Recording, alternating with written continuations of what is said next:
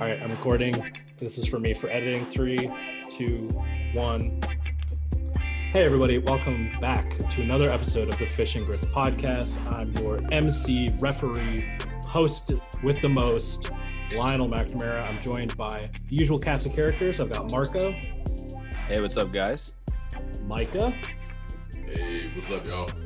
Ryan. Hey, guys. And our very special guest today, Mr. Ellington Lang. Ellington, Howdy, say everybody. hi. Ellington's joining us from Rochester, New York. Rochester. Wow. How's that going, man? Rochester is cool. I mean, I like it. I don't really understand why the people here stay here, but I'm having a great time. Good. Today's episode of Fish and Grits podcast is brought to you by Pogs. Remember Pogs? Ooh. We should bring Star those Wars back. Pogs. I've got a funny story about Pogs. Don't You tell want it. to share it? We don't have enough runtime for that. It's very short, actually. Go ahead. Tell it. When I was 9, I was living in Paulding County, and I went into a Walmart with my grandfather and pocketed an entire stack of Pogs. And You was forced to take them back by my mother when I got home. And she's like, "You did not have these when you left." And he didn't buy them for you. So I was shamefully returned to Walmart and forced to hand them over to the manager. And then Man, you could I have just gave like up dropped Pogs. them off. Did you play or did you just collect them? I had them, but I never played. I had a big old Me too. slammer too. I never What was the played it. Pog game? I never learned how to play it. Brian, that was not a funny story, though. For me. Oh. All right. So everybody who doesn't know, this is Ellington. Ellington's like my oldest friend. Not like been on the earth the longest. That's probably Dollar. But no, Daniel Jordan, because Daniel Jordan's like 50 or something. Ellington and I met in 5th grade. 5th grade. So what? We were 10. Yep. I think I was still 9, but yeah. So it's been 24 years. Sounds about right. I used to nag Ellington quite a bit. While we were on the playground, like I was harassing him. He was, he transferred in. He skipped up a grade.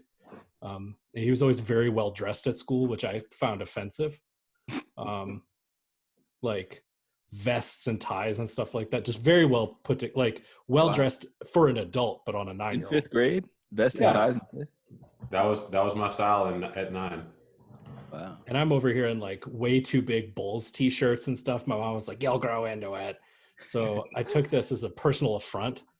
So I made fun of Ellington pretty hard for a while there. And then one day he threw me off of the playground at Longfellow Elementary School, like just like picked me up, because one thing you might not know about Ellington as you're looking at him right now is he has actually super strength.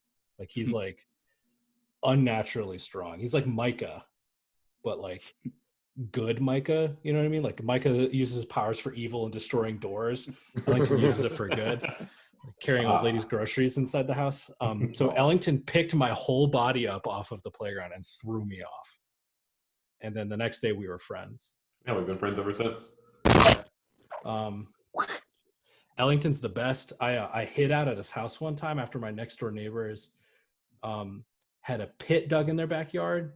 These kids were my age, and they had lit some flammable stuff on fire in this pit and were shooting it with BB guns. Ooh. So they had like a couple cans of lighter fluid that were on fire, and they were shooting it with BB guns from their porch. And they had, those plastic play school tables that everybody had that were all like, Yellow. bleached in the sun, you know what I mean? And whatever. They had those propped up like they're going to be like shields from the shrapnel. And so they're sitting there shooting it. And I went over there and I was like, "What are you guys doing?" And they're like shooting this thing, and they hit it, and like a 6-foot-long flame shot out. And I was like, "That's pretty dope." And then they hit it again. And it was the biggest explosion I had seen in my entire life up until that point. And I thought for sure I was going to prison. So me and who else came and hid out over at your place?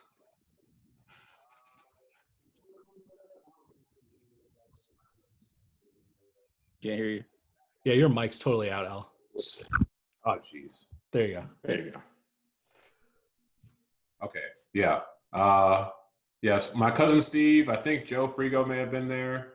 And we Steve took all was these there. back That's right. alleys to get to my place, which is weird because I lived across the street from the police station. So running to my place to hide out. Probably riskier than just staying in the neighborhood, but Going it works next door out to my right. house. Yeah. I remember Steve was like crouched under the windowsill. Like he thought the cops were gonna be like looking in your window for us. So he was like the windowsill's up here, and he's like, don't go by the windows, man. Even though we were on the second or third floor. Yeah, it was a whole thing. And then the other day, what was it like? It must have been like 3 months ago now. I'm on my way to Baltimore, coming back from Atlanta. I'm in the Atlanta airport. I hop off the plane train. I'd gotten on at a weird car, so I hop off the plane train. I'm walking to get to my escalator, and in front of me is Ellington and his wife. Thanks, Dollar, for upgrading us. Randomly walking down the concourse, like just standing there. They were on their way to a cruise, right? That's right. And they had purposefully decided to walk to their concourse instead of taking the train, which is the only reason that they were where they were. So we got some Krispy Kremes. We kicked it a little bit. It was just really cool. So I think Ellington is one of the funniest people I've ever known in my whole life. And I'm glad to have him with us. And the nicest. I have a question. You mentioned that was the biggest explosion you've seen up to that point. So what was the biggest explosion that you've seen since then? Funny you should ask. By the way, we blew up all right. This for our listeners. I spent 4 years in the Marine Corps Infantry. I deployed on 2 combat deployments. My first deployment was to Iraq. We were hanging out with one of our other squads. We were out on a patrol in our Humvees, and we came across another one of our squads, and we were like, what's up? And just sort of hanging out, seeing how they're doing. They had found a weapons cache buried under the ground that was full of like 30 millimeter rounds and or 30 cal rounds and mortars and a whole bunch of stuff. So they blew it up so that no one could use it. And the shockwave, it was the only time in my life that I've seen a shockwave like coming towards me as like a dust cloud. I was like, oh no.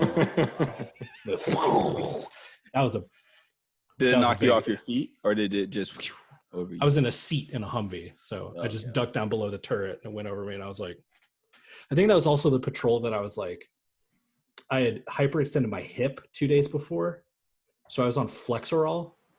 So I was like, I dropped my helmet on that one. And you were driving. The gunner on Flexerol?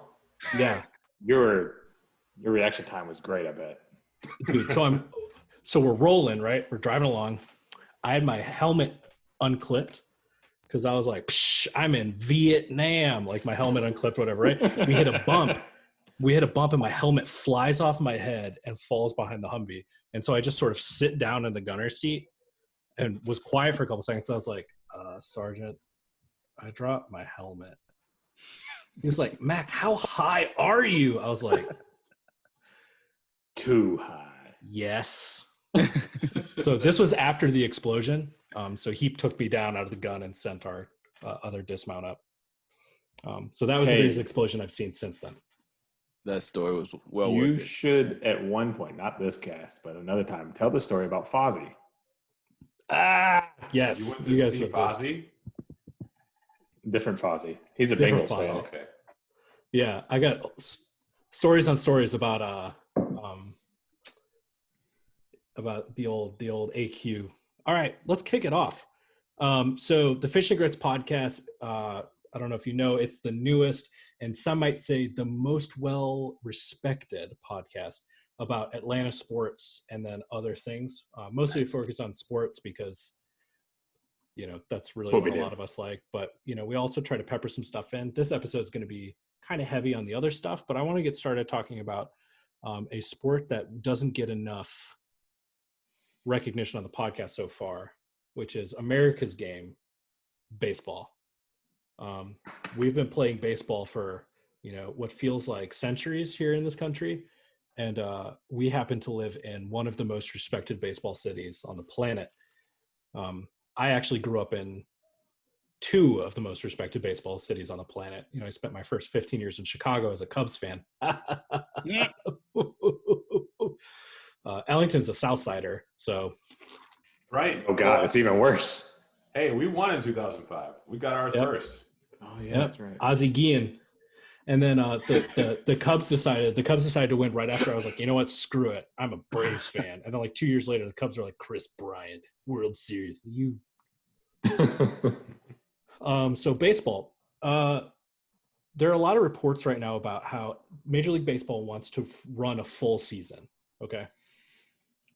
But they obviously can't run the same way that they have previously. So they've been talking about using neutral venues or spring training venues and playing without fans. What do you guys think about baseball in neutral venues? I think it's the one sport that really there's not a true home field advantage. I mean, like you don't have crowd. I mean, you kind of do when there's rallies and there's big, I guess maybe places like Fenway, but when you go to a Braves stadium or you go to that, it's them things fans flying don't out. sway. Yeah, well, fans don't really sway games as much in those sports, at least in my opinion, as they would in like a football game or a basketball game. So I'm not too pressed about it. I just want sports. Well, you got to remember that the Nationals won their World Series on the road, right? Mm-hmm. They won all 4 games on the road, didn't they? Yeah, they won the it. Nationals. Right, Micah? Are we remembering this right? You're the one with like the crazy memory. Didn't they win in 7, but it was all 4 were at the Astros? Yeah, that did happen. I remember the gambling aspect. Okay. Well, yeah, I couldn't remember if they won one at home, but yeah, both teams won every game on the road. Yeah, and it's never happened before. Which is crazy that the Astros could cheat away from home too. That's probably what I'm going to miss about baseball is we don't have the opportunity to persecute the Astros this season for what they did. They're going to get it. Don't forget the Red Sox. Everybody conveniently forgets the Red Sox. They got caught too. True. But the Red Sox didn't win the championship and didn't deprive, was it Yu Darvish? Everybody was crapping all over Yu Darvish after that series, and they were like, he's terrible, he's trash. It turns out that the Astros are just dirty cheaters. Like, think about how different the narrative would have been for the Dodgers that year. Yeah, but I think a lot of these guys who wanted to get revenge on the Astros, it was all just talk. Like, I don't think that they were really gonna. I don't think they were really gonna like amp it up like they do. Like I don't know about that on our team, who was like he was talking all that crap. I think baseball players are way more traditional than any other sport. Like that's one of those sports outside of maybe football where when somebody does something that pisses you off, you're gonna take a shot at them. But it's only really the pitcher. Was he? Yeah, he represents the whole team. But were they gonna run out of the field every game? How many pitchers like you hit like with the Braves? Who threw it Acuna. They flipped the Marlins next guy. time we played him, Marlins guy right back. Urias. Urena. Yeah, what is Urena. Yeah. That loser. Well, that's what I mean. See, you're mad about that still. You threw it Acuna. So the next time we play you, we're coming right back at you. And we did it both times. Oh yeah. I was at that. We'll get somebody tossed just to come back at you. I was at that first game that we played after Urena threw at Ronnie, and Fulte with his first pitch to him just about took his head off. And the whole stadium was like, yes! They want blood. Okay, so Ellington, were you talking about persecuting the Astros as in the fans? Like the way that we booed Ryan Braun for 3 years? I mean, yeah, the fans, yes, definitely. But I did more so kind of mean the players. Like, I mean, especially the pitcher, like you said. I think that if each manager decided to hire like just one pitcher just to throw at an Astros player, and immediately get suspended. Like, that's your designated job. I think that the fans would cheer every single time that happened. Every single fan base outside of Houston would cheer at least once. As far as I'm concerned, you can use a bench space for hitting somebody with a baseball. I'm cool with that. Yeah. I mean, I'd use Luke Jackson because he's not good for doing anything else. Oh, God. Is he still on the roster? You'd miss that. Yeah, he still is. Hey, So, get in there, throw a pitch at what's his name? Altuve, and that's you all really think you could hit him? Oh, man. He might miss. you tell him to throw a heater right down the middle, and then you'd hit Altuve. Yeah. Oh, he was aiming to the middle. That wasn't intentional. He was trying to throw a strike. Do you think the players have gotten together and have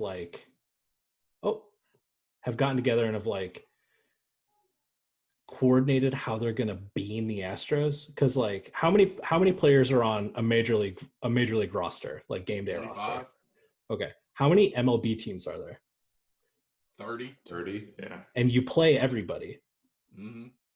So like, why don't they just take turns? Like, one series the Braves take Altuve out, and then the next series that they play against somebody else, they pick another player. So everybody gets a little smoked, right? Yeah. But like, it's not like you're constantly throwing at them. Like, do you think the players have do you think like Freddie Freeman has called Bruce Hooper and it's like, hey, clown season, how are we going to get these guys? Or do you think that they're just filled with rage and they can't coordinate?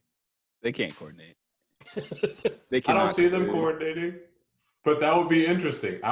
In that way, then the Astros would have united baseball in an unprecedented way. Right.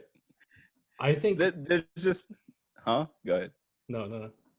I just think that there's no way. I don't know. I see. There's no way they could all coordinate, and I just think that a lot of these guys are cheating and they didn't get caught. So if a lot of them are a lot madder or for the public than they actually are. Like Nick Markakis saying everybody needs a good beating over there on the Astros. Like, come on. But how many times McCann too? So when you watch football, right, and like somebody does somebody dirty, right? Mm-hmm. You get some like pushing and shoving, and some people are yelling, and like a ref comes in and throws a flag at them and whatever. But nothing really happens, In basketball, right? But unless your name is Juju Smith-Schuster and you concuss somebody, but and then there's Miles Garrett. Miles Garrett. Okay, but it happens very rarely, right? Yeah. Or basketball, everybody's friends.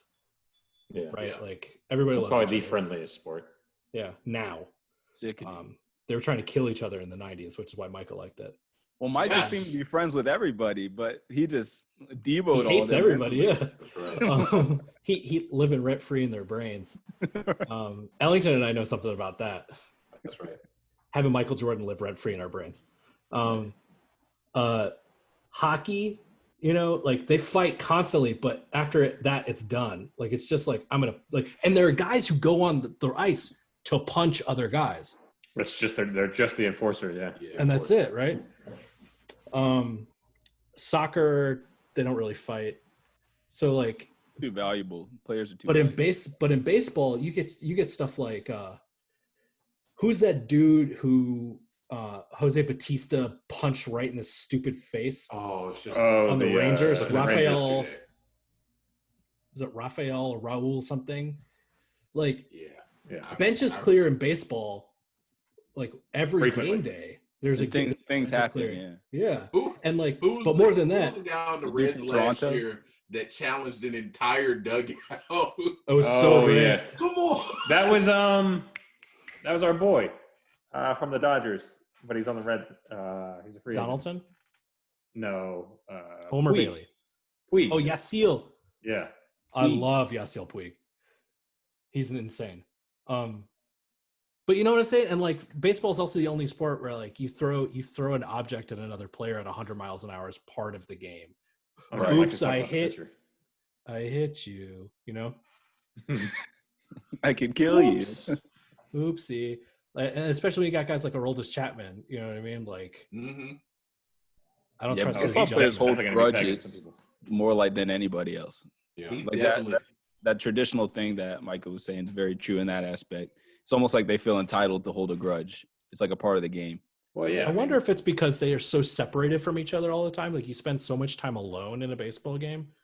You know, like maybe you just don't have time to process your emotions. You're just stewing up emotion.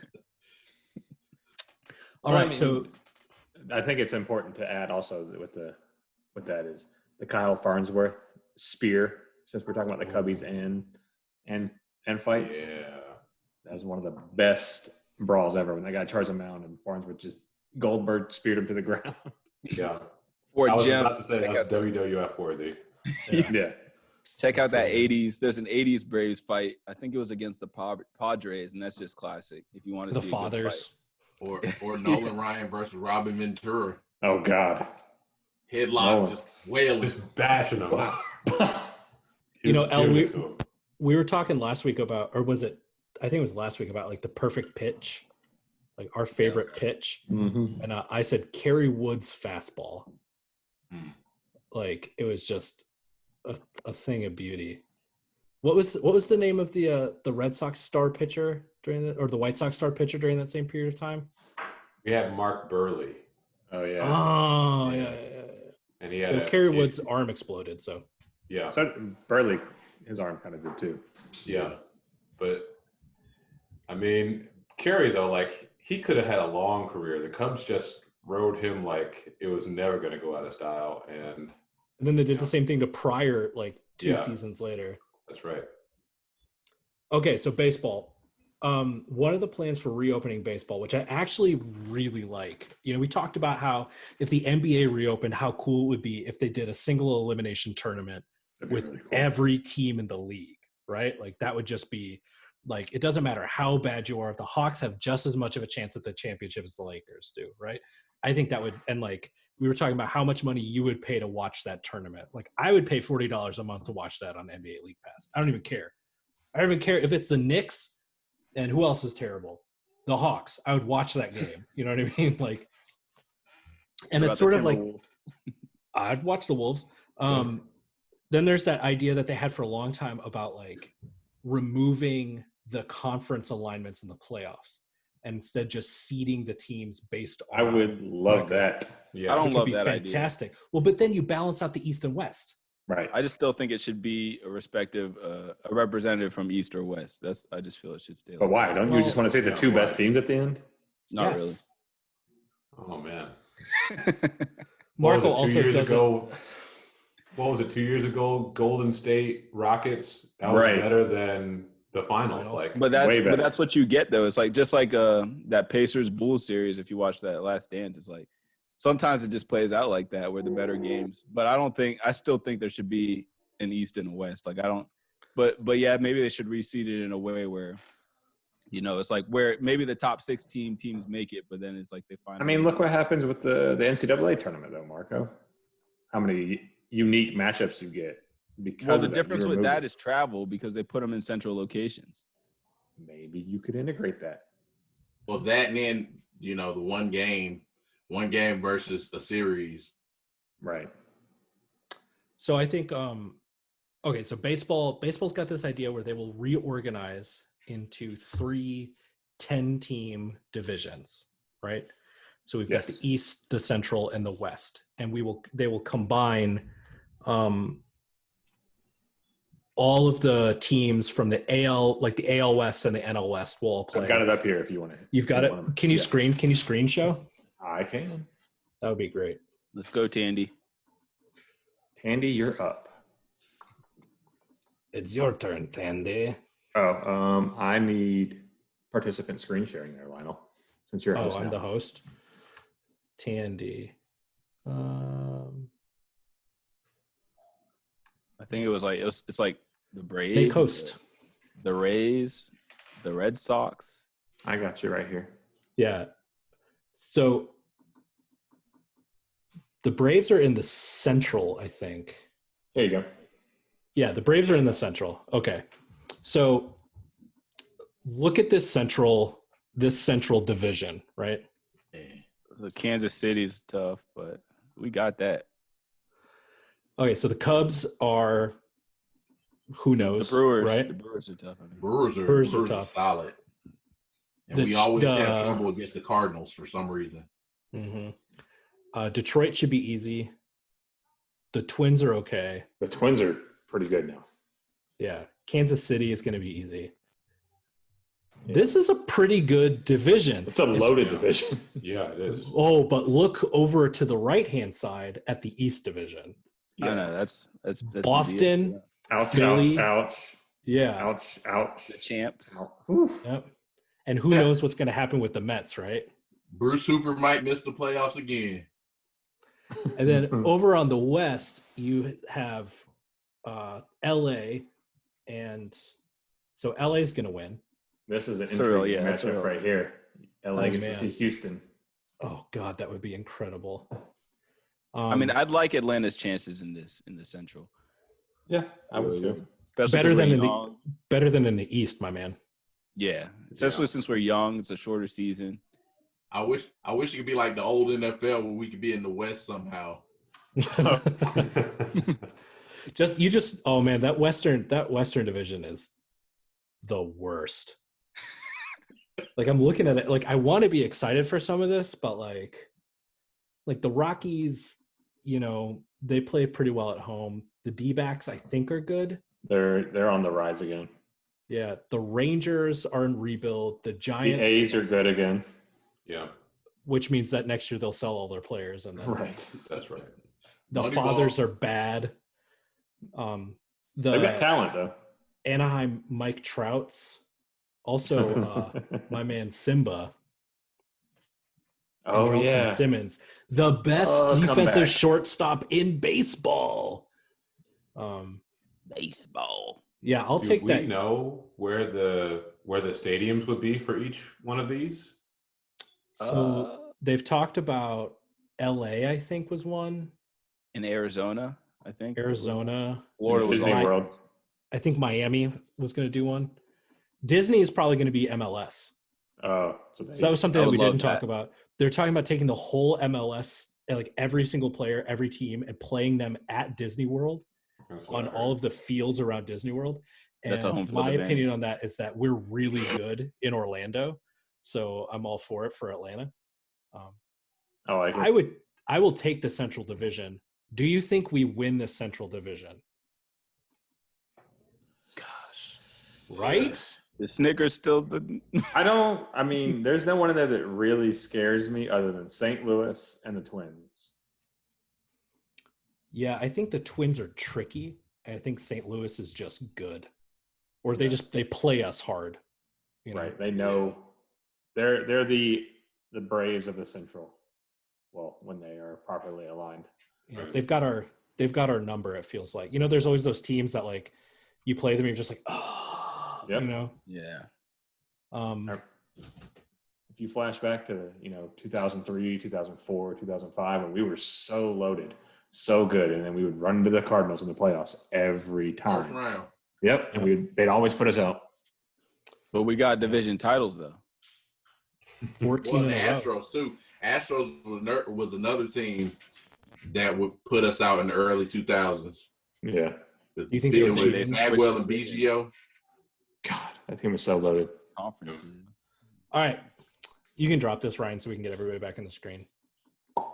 Here's another question for you. This is really this is near and dear to my heart. The idea for this shortened schedule, right, is we'll play less games, which I think is what we should be doing with baseball anyway. Right? We're going to reconfigure the divisions, but instead of making the AL teams make their pitchers bat, every single team will have a designated hitter. I love it. I think this is the worst idea ever. I hate it. I'm a baseball purist. I'm a baseball traditionalist. If a pitcher, like, why, what do you mean you have somebody like, look at football, right? Matt Bosher would lay the wood, right? He's a punter. You're going to have somebody on the roster, all they do is pitch, and because they suck at hitting, you're just going to be like, oh, that's okay. You don't have to hit. Like, weren't people just complaining about participation trophies? Like, but it's 2020 though. The Like, ultimate people one. don't have that complete skill set anymore. It's not like Babe Ruth out here who is their best do you pitcher. know why and they their don't best- have this skill set anymore, Marco? spoiled little niches. No, because you play with the DH at every level of baseball Yeah. until you get up to professional level. Until you get to the minors, you play with the DH everywhere. So you're Do you? losing. Yes, In high school? I'm pretty sure. I didn't know that. Well, you can hit your pitcher, All right. or you can hit designated hit for him, depending on you can if your pitcher can hit, you want to put him in the lineup, but I don't think you have to make them hit. We've Well, got a that's whole just a generation of different kids. league. We got a whole generation of kids that aren't learning to hit the damn baseball, which is literally the most important part of a baseball game. Yeah. Not only do they not hit the baseball, but they don't pitch as many innings. They just Right. they You don't want do to talk anything. about? You want to talk about soft? It's a Make him hit. capital T. Chicks did John's- the long ball, though. John Chicks, Smoltz hit a home run. John Smoltz hit a home run to win a computer. We just talked about this, and he didn't even know what a computer was. John Smoltz. We should What bring you're that doing footage up. is you are creating an environment where we will never have another John Smoltz. Well, Bump that Mike Hampton. not even Mike Hampton, Micah Owings. Yeah. He- Micah Owings is the new age. Mike And he Hampton. was a reliever, and it was just like he was such a good hitter. It's like, do we need to move him to a field position to get him in the lineup more? Like, this dude is crushing. You talk about a long reliever, though. Like, you know what? You can hit well enough. Just stay there. Yeah. All right, Marco, convince me why the DH listen, I know that the designated hitter is coming to the entire MLB in the next 5 years. I understand that. It's not fair that the American League gets to have crappy pitchers that don't have to hit, don't have to pull their weight, whereas the National League pitchers still have to. I understand that. It's not fair that the American League teams can be soft babies and National League teams can't. But I want you to tell me why it's a good idea besides the fact that the American League sucks. Why it's a good idea to do the universal designated hitter? Yes, convince me. Well, I just say, like the whole aspect of strategy. You know, when it comes to that, you know, those later valuable bats at the end. You know, you really, a lot of times people see the pitcher come up and they really just want him to get out and like just go because they're not expecting anything. You know, so if you bring that element of strategy in there, I think that it could, you know, increase like, you know, interest at the end of the game a lot, and you know, and put your team in higher leverage moments. But now the manager doesn't have to make those smart swaps later in the game. He doesn't have to decide. But are they when to ever pull the really pitcher. smart? Bobby Cox made his They his can't living. be. Yeah, Bobby Cox was the expert substitute. Double switches. And, yeah. Oh man, and you have to be so good smart at with how you manage your bench, because as soon as you start getting to those late innings where you pull a guy in just to pitch for a half inning, right, just to get 3 outs, then you've got to switch back and like, who do you pull? Like, how do you rearrange the lineup? It's a huge strategical thing where now you don't have to do it because you just keep the same lineup because your pitcher Bobby just would goes overthink away. himself all the time. Like, or another thing. So say Bobby Cox has a World Series ring and you don't, Marco. So I won't take any. There won't be any Bobby Cox slander in this chat. First he comes for Sorry, Julio, Marco. then you come for Bobby. I never came for Julio's Julio. the That was most just a markup. overrated player of the Falcons. Bleh. I was listening the other day, and I'm pretty sure you came after Julio. I didn't come Thank after you. Julio because 10 minutes later or 5 however minutes later, I said he's the best player on the team. I want to hear But- what Micah has to say because Micah believes that everything was better at 92 and Marco is just the worst. I mean, I'm more of the you got to do either or. You either have to do it or take it away or do it all everybody.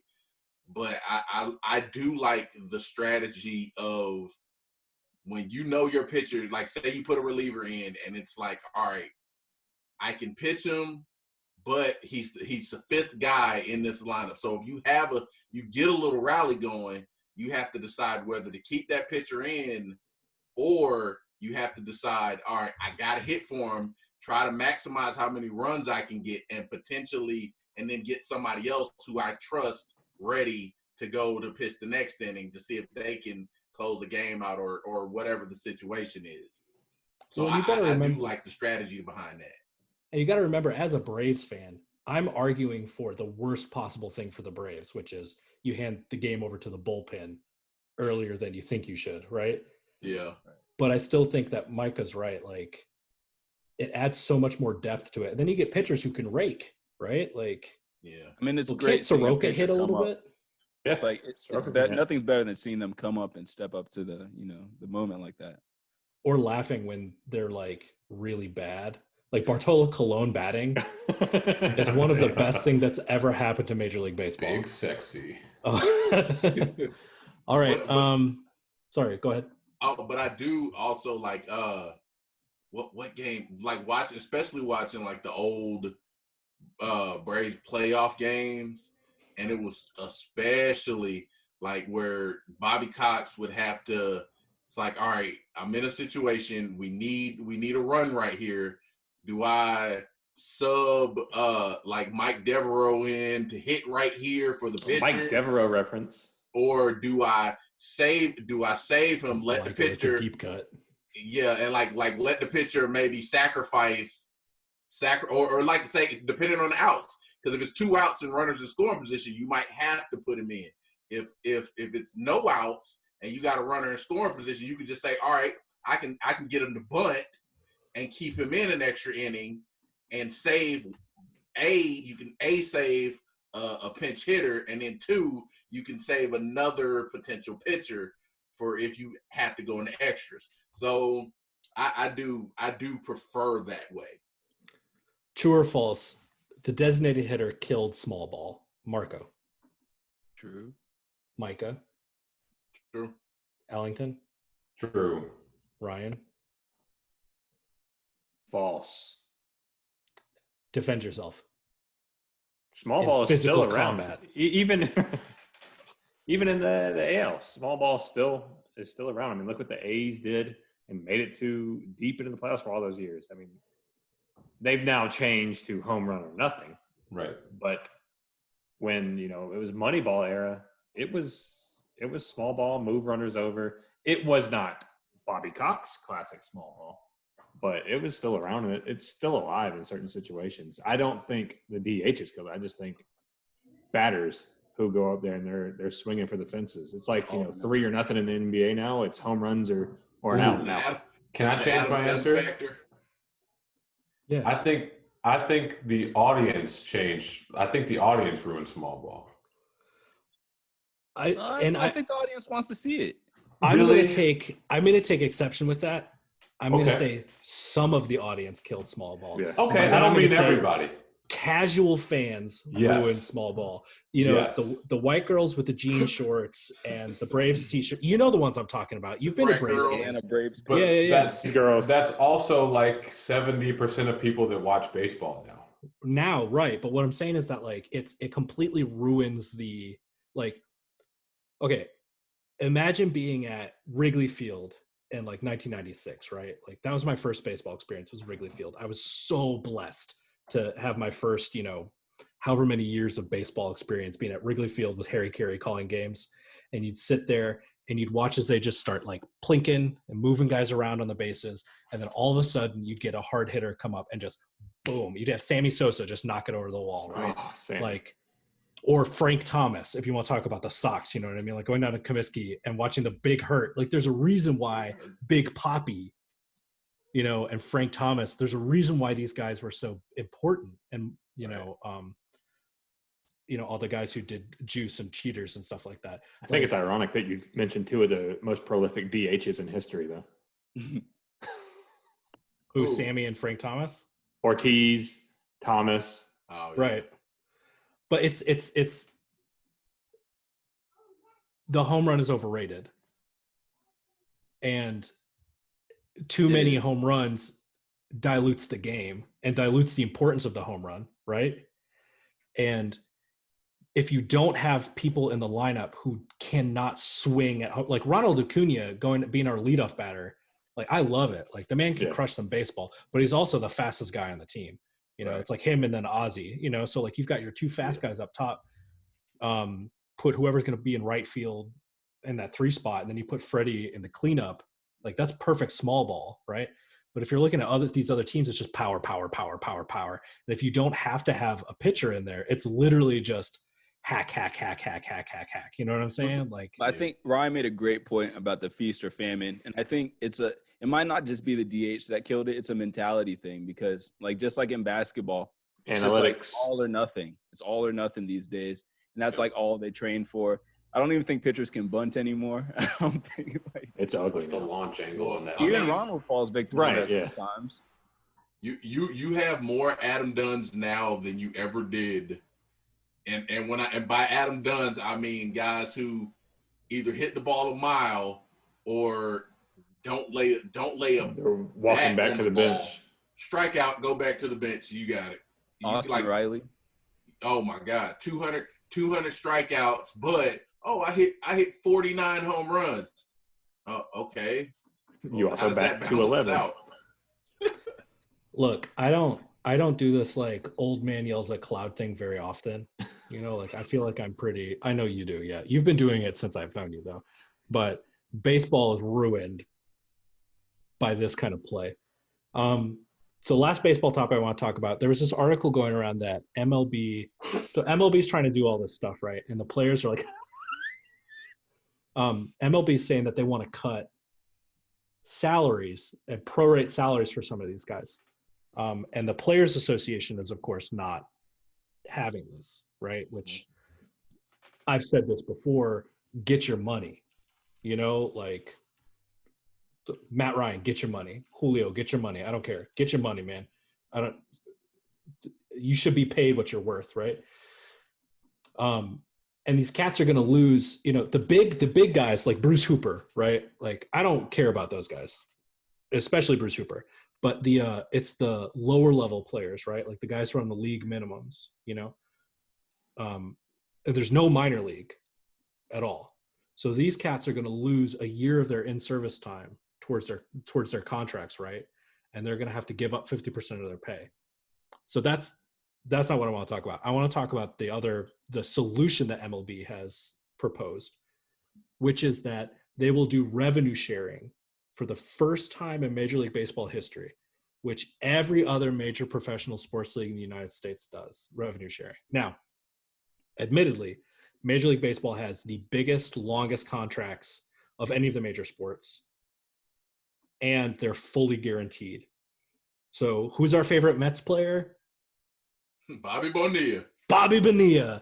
That man gets a paycheck every year and will for a long time. He's 72 years old. Yeah, and he plays less baseball than I do right now. You know, I was just out pitching to Jackson earlier tonight. So is that a good trade, right? Like, and then if they give you revenue sharing, can they possibly take it back next year? Once you open Pandora's box, man, it's hard to go back, especially once the players get a taste of it and see what's actually coming in. I think it's the only way that this season's going to work. I don't know if they're ever going to truly be able to go back to status quo. I think that's just. Yeah, you can't fully guarantee their contracts once you start giving them revenue sharing, though. Like right. There's a lot of Bruce Hooper $300 million. Yeah, a lot of holes in the whole revenue sharing thing. I mean, I think overall the MLB is extremely shady, and I think that they literally in 2019 they claimed that they only made 1/16 of what the media reported they made. So they're obviously dishonest. You don't even there's not even any clarity about what their revenue actually is because they don't have to disclose that. So they could cut. It's like, I feel like what they're trying to do is lure the players in this time, you know, and try to do something fair. But in the long run, they want to screw them over. So if you ever act in Hollywood, it's the same thing. Hollywood movies will sign contracts with actors they don't want to pay up front. And they'll say, you can take a portion of the profits. But there's so many things that studios can add to the bill for the picture that they can make sure that's never profitable. Right. So you never see a cent after you get paid. If you take a cut of revenue, that's different. But I see what you're saying, Marco, is you're worried that like MLB, who totally didn't juice the balls last year until the playoffs, they would find a way of just being like, man, we're so poor. You guys get $25. Yeah. It's like you get whatever's left. And we Right. had these big buildings, the stadium. Why are sports team owners so greedy? Is it just because like rich people are greedy, or I think all I don't billionaires want are to. greedy. I don't want to open this. I'm going to get. Yeah, I was on about to my, say this is a slippery slope. Yeah, about to go in. we're gonna be talking about season the means of production and everything like that. All right, I will cool. say though that the baseball union is stronger than the unions in the other major sports in the U.S. Yeah. So I don't know if you if you go into revenue sharing. I mean, I hear you on the you can't guarantee contracts, but I feel like the baseball union would find some way to get their foot in the door to try and get both. Maybe the revenue sharing they get ends up being very small. There would have to be transparency. Yeah. Which is never going to happen. Do you think that the baseball union is so strong because of, we were talking about this in another episode, because of how hard it is to make it as a professional baseball player? And so like, there's not such a wide talent pool to choose from at the level that you want? Or what do you think makes, because baseball players make a ton of money, it's all fully guaranteed and that's it. Like it seems ridiculous. Like why is that? Why is Major League Baseball the outlier here?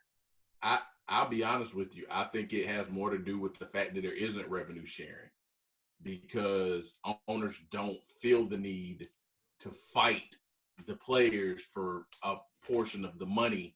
So they allow the union to be as strong as they are. It's like, all right, well, like the whole, if they were revenue sharing, I guarantee you the owners would have fought harder to do something to the Astros players who took part in that like screw the union. No. We need to punish these players. They need to be suspended or something.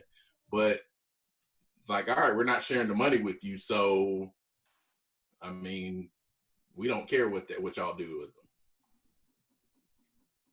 Maybe it has to do with it being like the most, out of all the major sports, it's also the most like traditional and antiquated and the last to evolve. So I think that is also because unions overall have, in every industry have sort of like dwindled down. So maybe that's a factor of it. I agree with you on that, Marco. I think it has a lot to do with the history of baseball too. I mean, for years, we know like the NFL rakes in cash now, but 60s, 70s, like it was still, it wasn't close to as big as it is now. Same with the NBA too. Like it was, the Major League Baseball was America's sport. And you have a lot of power when you're the player on the dominant sports league in the country. Well, it's sort of like how they demanded free agency. Yeah. I wonder if you're right, Al, if it's like when the NFL was starting, they didn't have the revenue to fully guarantee contracts. So they're like, you can make $500,000 if all this other stuff happens, but we're for sure going to pay you $80,000. For sure. Which it feels like, I get recruiter emails all the time. It's like, you want a sales position? Your base pay is $40,000, but you can earn up to $200K. And I'm like, yeah, that's a jokes. No thanks. I'll gladly give you $1 tomorrow for a hamburger today. All right, cool. We're going to take a break. We've been at this for almost an hour. We're going to take a quick break. When we come back, we will have a little bit of Falcons talk, the worst ever Justice League, and a couple more things to round it out. I'm excited about it. All right, be back in a little bit.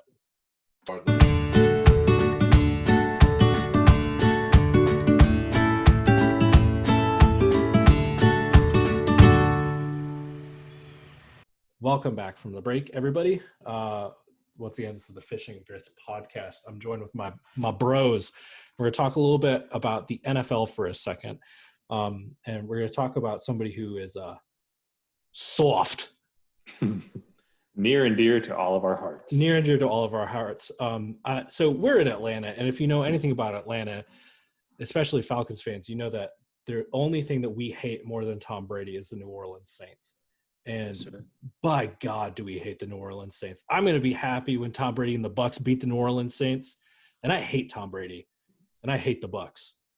But recently, this was posted to Instagram. The question was, which is tougher, either making a catch while guarded by Stephon Gilmore, right, or break up a pass while guarding Michael Thomas. Michael Thomas, of course, being the starred wide receiver on the New Orleans Saints, someone who seems to think that he's very, very good at football. So Devontae Parker, wide receiver on the Miami Dolphins, who I believe is an Ohio State product. Anyway, Devontae Parker's been in the league. I want to say Louisville. Or something like that. He's been around for 7 years. First round pick by the Dolphins. He's been around for a little bit, but he's never really made a huge splash, But he responded to this Instagram as saying that it's harder to make a catch while guarded by Stephon Gilmore. Michael Thomas then replied, he said, "For you, yes, go run up some numbers up. Then you can talk. I lapped you and you've been in the league longer than me, first rounder." Bitterness. Right. Devontae Parker responded with, "Got some hard feelings there, brother? Let me get targeted 300 times a game," which is the most accurate comeback ever. Now, here's some context before I go any farther. Michael Thomas had 1,700 plus yards last year, but almost all of those were on slants. Okay. Oh, you've got it. Here we go. Michael Thomas had 1,700 yards on 185 targets and 149 receptions. His long was 49, but his average was 11. He averaged 11 yards per play. I got it. Michael Thomas. Oh, in like yards total? Total? Was it Julio again? Wait. No, Michael Thomas had the most receiving yards. Yeah, he had receptions and yards. Will you pull the stats back up for me just really quick? I can indeed. Okay. So for those of you on audio, we're looking at this. Okay. Now, Julio Jones averaged 14.1 yards per reception. Here's some guys farther on down the list that had a higher yards per reception ratio. Corey Davis. Let's see another one. Eric Ebron. Hunter Henry. Robert Woods. Someone named Jonnu Smith. Kelvin Harmon. Yeah. T.Y. Hilton, who had like not a real quarterback. Allen Robinson. You remember him? You guys remember Allen Robinson? Oh yeah. Yep. Michael Thomas is the 76th ranked wide receiver in yards per reception. 76. So that means that you have to get to the third level of receiver per team. There are more than 2 receivers per team above him in yards per reception. Does that make him low impact? Does that make him low? That means that it's sort of like the Matthew Stafford offense, right? Matthew Stafford is the perfect fantasy football quarterback. I take Matthew Stafford every single year because Matthew Stafford is going to throw for 400 yards, 4 touchdowns, and like maybe a pick every single week. The Lions suck, but Stafford's always throwing. It's the same reason why you want to take receivers on those kinds of teams, right? They're going to blow you out with stats, and then they're going to be here we go. So Ryan's pulling up another meme that he sent us earlier. That was a good one. That was it's that you clicked on the wrong one. It's that meme where like the guy is like, biting the metal and like spraying the champagne and stuff like that, but he's in like super last place. So it's Michael Thomas, who has 70th in yards per catch. 76th that we've learned. Right. 89th in average target distance and first in the number of targets. And he's the best receiver in the league. And he's behind Julio Jones, DeAndre Hopkins, Devontae Adams, Tyreek Hill, Odell Beckham Jr., Mike Evans, Chris Godwin, Stephon Diggs, and Amari Cooper. So let's get back to the thread, right? So we need a perspective before we start talking about this. So then Devontae Parker said, "Let me get targeted 300 times a game, man." Can't guard Mike comes back. In other words, you weak. They don't even put your name in the same sentence as me. Remember that. Then Michael Thomas replied to himself again, saying, you still not going to do nothing. It took you 6 years and 17 weeks to have a good game. GTFOH, blame your parents, not no QB. Dang. Do you guys remember who the quarterback for the Dolphins was last year? Ryan Fitzpatrick. It's magic. Ryan Fitzpatrick. And what was his name? The guy that Yep. He didn't play, did he? Played for a little Josh bit. Rosen did play a little bit, but not much. So then Devontae That's Parker petty, says, though. You could tell he went and looked. He went and looked through his stats to try to come back at him. So Devontae Parker comes out and says, quit crying, bruh. And Michael Thomas says, you heard what I said. Devontae Parker said, I didn't hear shit, playboy. And then Michael Thomas says, you can't even get a seat at the table. Now, okay, you can drop this, Ryan. I've got one stat that I want to bring you guys up on. Okay.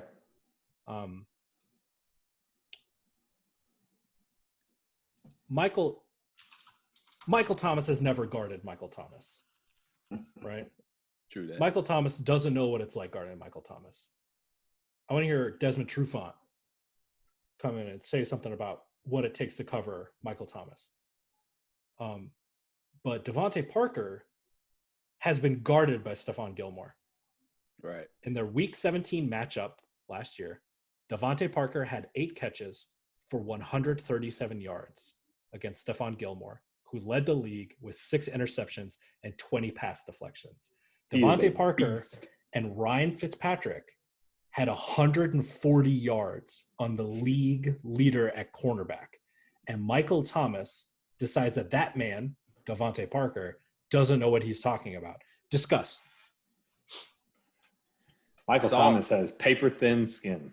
He's got a history of doing this stuff. Anytime someone says, even fans, if fans say anything negative about him on Twitter, he will clap back. When the whole Vikings thing happened and they beat him again for the second time, he had to jump on Twitter, pop off with his Twitter fingers, and clap back at him. It was just dumb. Like there was an Instagram feed that I saw today. It was I forget, the Checkdown actually posted something berating Michael Thomas, and they said, "Watch, if y'all tag him enough in the comments, he'll come in here." And 2 hours later, guess who was in the comments clapping back at fans? Michael Thomas. How old is Michael Thomas? He's like 24, 25, maybe. So is this a thing where like kids these days have too much social media and not enough like hardship in their lives? Yeah, definitely too much. He's 27. Oh wow, he's older than I thought. Yeah, he's 27. His pity levels are way too high. He's just in the Kevin Durant school of dealing with criticism. You know. There you go. Everybody needs to like me. Right. Well, maybe you shouldn't have gone to one of the scummiest teams in the NFL. You shouldn't be proud of. I mean, I know he got drafted. Whatever.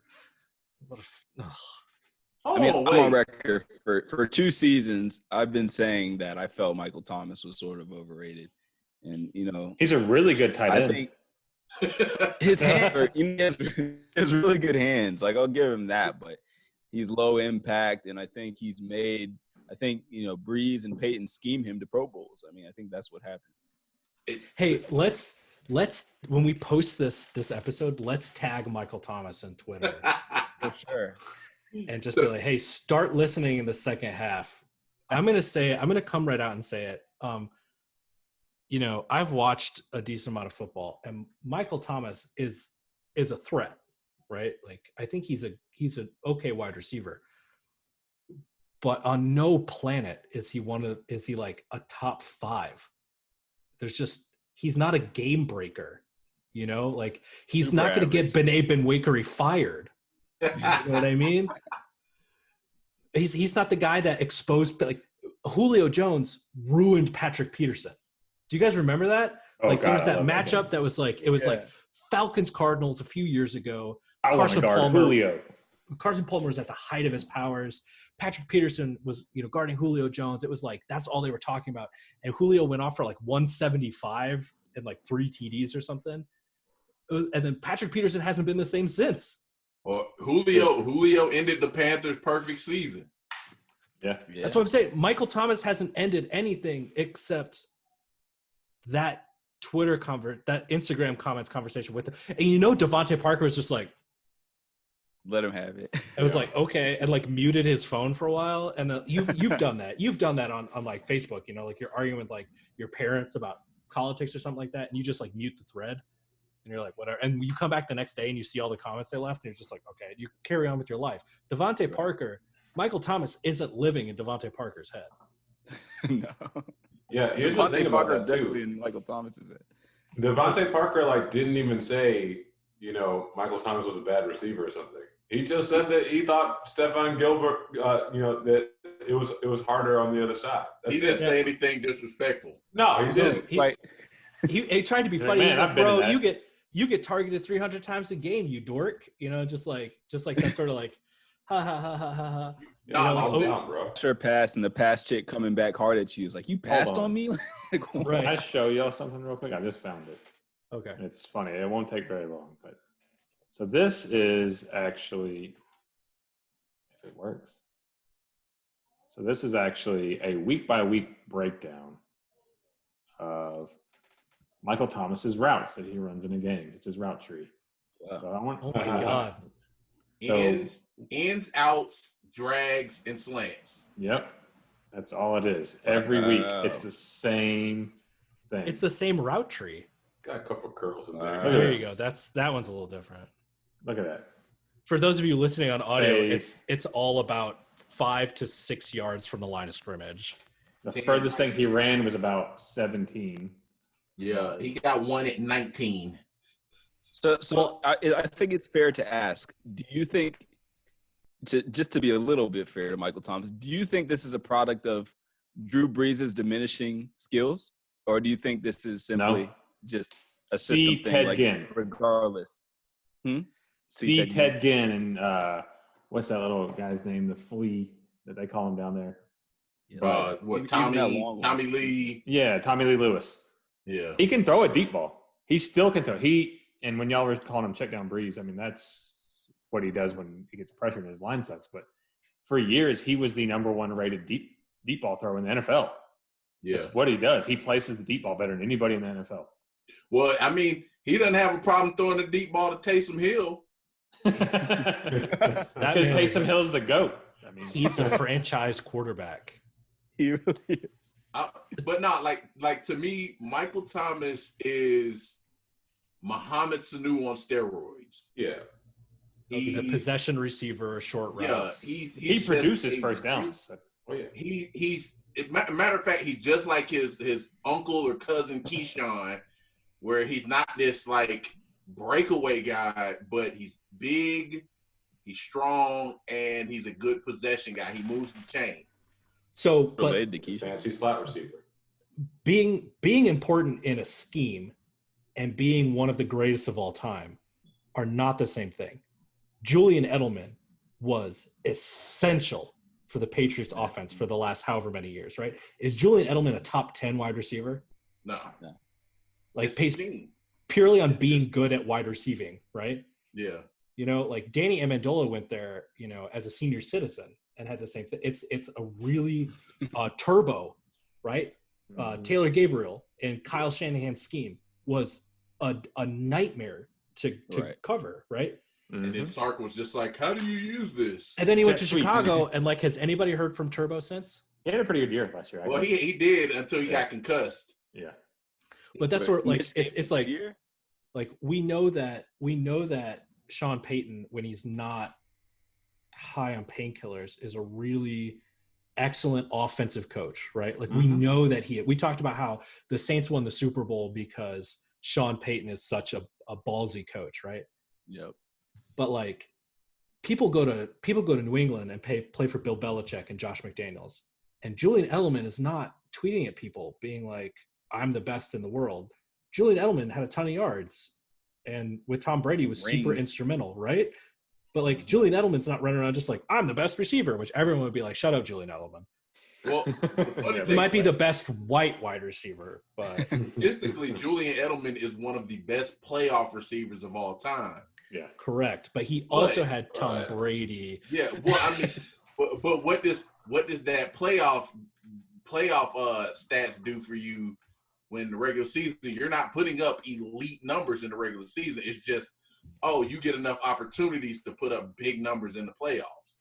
Well, it's just like in baseball, right? Like if you're a home run hitter, if you take enough pitches, you're going to crush a ball. But that doesn't make you a Hall of Famer. It just means that you are put in a position to succeed, which says more about your coaching staff than it does about you.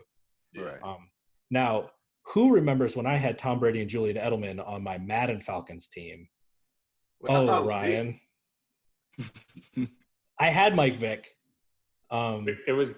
Well, I had Brady, and then Brady got injured. So then I had Vick as my backup, and Vick was in prison. And I love doing this. I took Michael Vick, and I played him as a straight pocket passer. I never ran the ball, and I whooped Ryan with Julian Edelman deep down the left-hand side. It was impossible. You couldn't do it. I ran the same 4 plays over and over and over. So the thing is, this was like Madden the before. 70 rated Julian Edelman. This wasn't the. This is his rookie year? Yeah, he's like, I'm going to get this guy. I was like, okay. This wasn't the PED Edelman? No. It wasn't the beard, maybe white supremacist haircut, Julian Edelman. It was the we're full of hot takes. So while we're on the topic of Madden, just really quick, Ellington had the best way of playing Madden I have ever seen. And it was first down, it was 4 verticals. Yep. Second down, it was, what was second down? I'm trying to remember. It's been so long since it was like a goal. It was like a goal line set. Third down was something weird, and fourth down was throw it to Ray Rice. Yeah. He's playing against the Bears. He had Ray Rice, and this was before Ray Rice. We learned about Ray Rice. But Ellington was like, these are the only plays I'm calling in this order for the whole game. No, and I forgot about that. He was actually like Ray Rice on fourth down with that like out of the backfield pass. It was amazing. He was like scoring touchdowns, only calling these 4 plays. And that's when I realized that Madden is terrible. It could be manipulated. I love it. So I think that is a possible like Twitch game for us to play. Yeah. Where we have to like 4 plays. We only get 4 plays and they're randomly assigned. So like let's say on fake punt pass. Let's say on third down you have to do a fake punt. Like every single time. I think that this sounds like a really good idea. That sounds like a great idea. Short quarters. you are bringing back. I mean, on that 4 verticals, Chad Ochocinco he was near unstoppable. Yeah. Throw it up. Just throw it up there. Ochocinco's coming down. That's how I play still. Is like, you know what? I'm just going to send everybody on first down and see what happens after that. Best case scenario, I'll get a 75-yard touchdown reception. Worst case scenario, I got to try to throw slants for the rest of this series. Awesome. Okay, Michael Thomas. He's soft.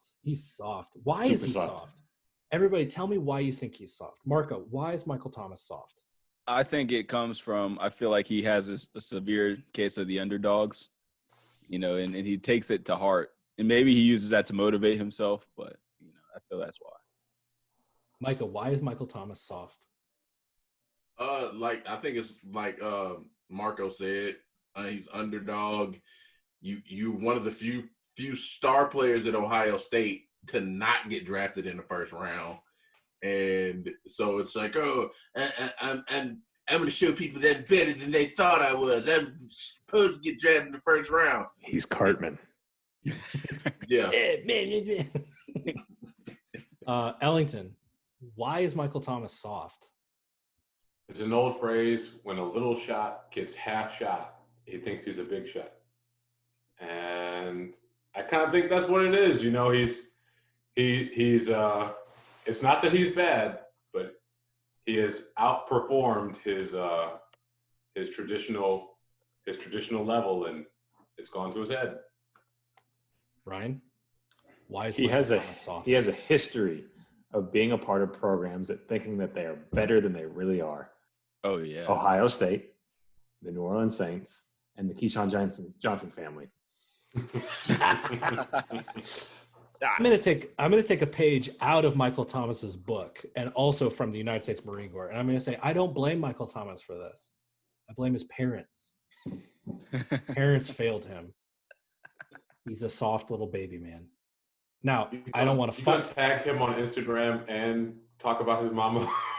Michael Thomas, I don't want to fight you. Please don't try to come to my house and try to fight me.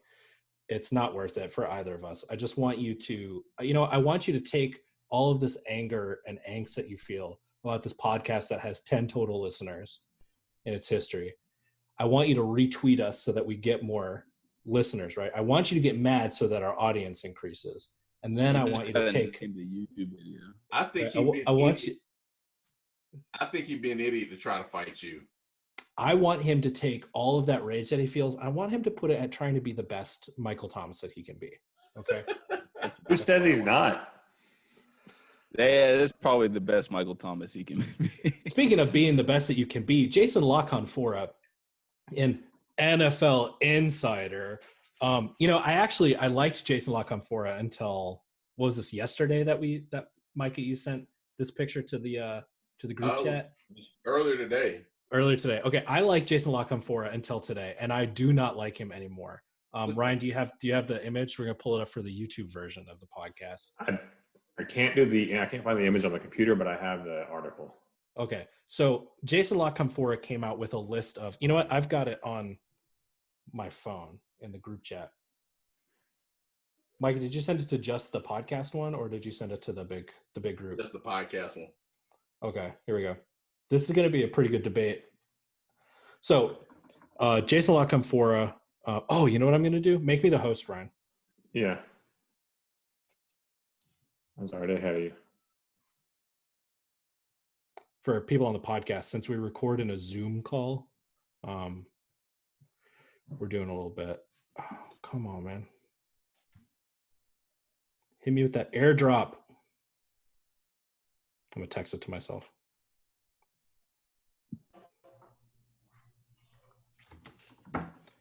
All right, let me pull this image up.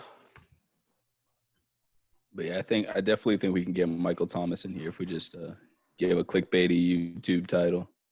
It's Michael Thomas soft. I want Michael Thomas. Michael Thomas is a Charmin baby back.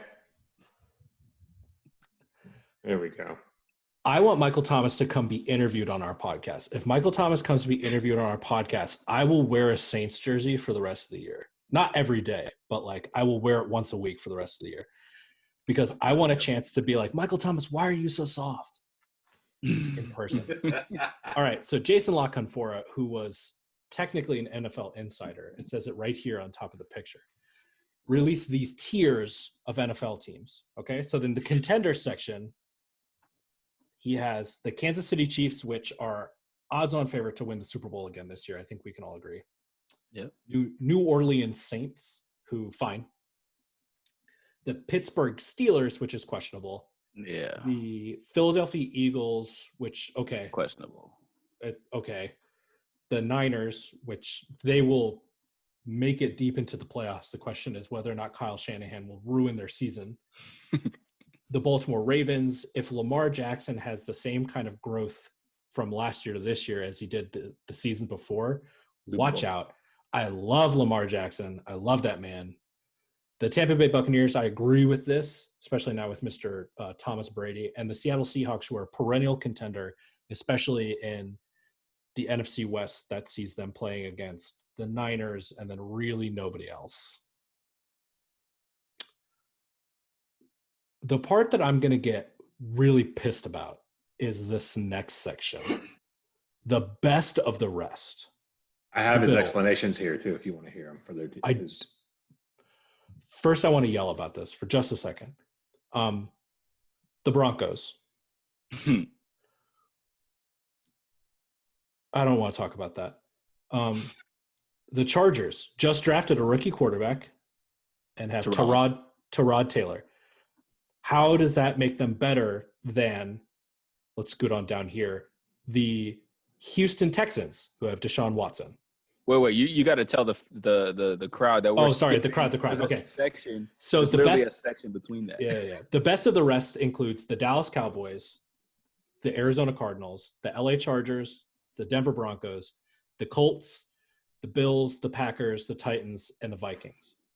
The next section is the rebuilding and rebounding, also known as terrible. And it features the Carolina Panthers, who just released Cam Newton, and perennial rebuilding teams, the Dolphins, the Raiders, and the Browns, who have been in a state of rebuilding since the early 2000s at the most recent time.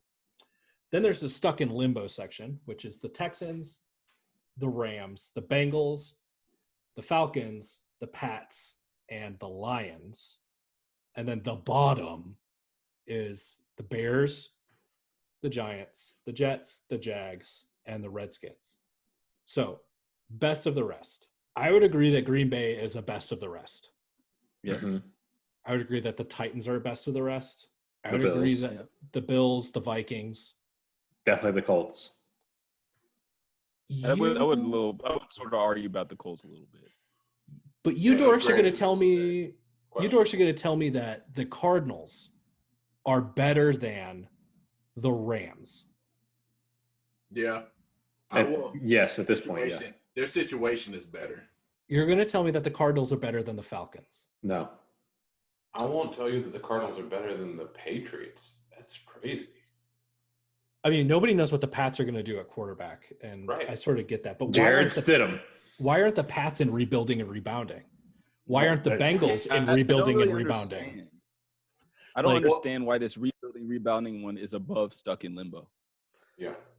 And like, why is like, okay, Chicago made an NFC Championship game a couple seasons ago, right? Yeah. And they just signed Nick Foles. Why are they at one the true bottom? problem? Why are they at the bottom? Right. Shouldn't They that have be the Khalil Dolphins? Mack. You know, it's Kyle just Fuller. But you like Nick Foles did just come off a terrible. On the Jags, and he was hurt. Nick Foles won the Super Bowl. I agree, but will Matt Nagy cater the offense to Nick Foles' strength the way Yes. Doug Peterson? Yes. Why did Matt Nagy get the job in Chicago? Because he was Andy Reid's protege. Right. And who won the Super Bowl with Nick Foles? Doug Peterson. Who Peterson. got the job in Philly because he is a Protege of Andy Reid. Okay. But this, like I said, it just because, like I said, people thought Nagy was a good enough coach to be a head coaching job, to get a head coaching job. But like Eric Bieniemy, they used that against him. And he's only Andy Reid's protege, so we don't think he's worth giving a head coaching job yet. Micah, I think you're underestimating how bad Trubisky actually is. I think Micah's just cranky that he's the only dude who hasn't gotten a head coaching job from people who are friends with our boy out in LA. No, I'm just saying in general. I agree that Trubisky's bad, but is Matt Nagy as good of an offensive mind as Doug Peterson is? I don't think so, because some of his play calling in situations was questionable at best. Like you see the coverage and you call something like they'll be in cover four shell. They're running all game, and he'll call something that's the worst play ever to run against cover four, and he did it a lot. And with a bad quarterback like Mr. Trubisky, he's not going to take care of the football. He's just going to fling it, hug it, chug it, football, and throw it into to the defense. I just think it's crazy that, I mean, the Bears, in spite of Mr. Trubisky, what they still finish, like 8-8 or something like that? They're a really, really, really good football team. Their defense is the Broncos shouldn't be up here. The Dolphins should definitely be at the bottom. I guess this guy really just loves Tua or something. Why are the Raiders Why up are the there? Raiders here? Yeah, come on. Well, these are teams I like the Raiders, that actually. came off of really good drafts. And that's not enough to. That's The not Falcons enough actually to. have a good roster.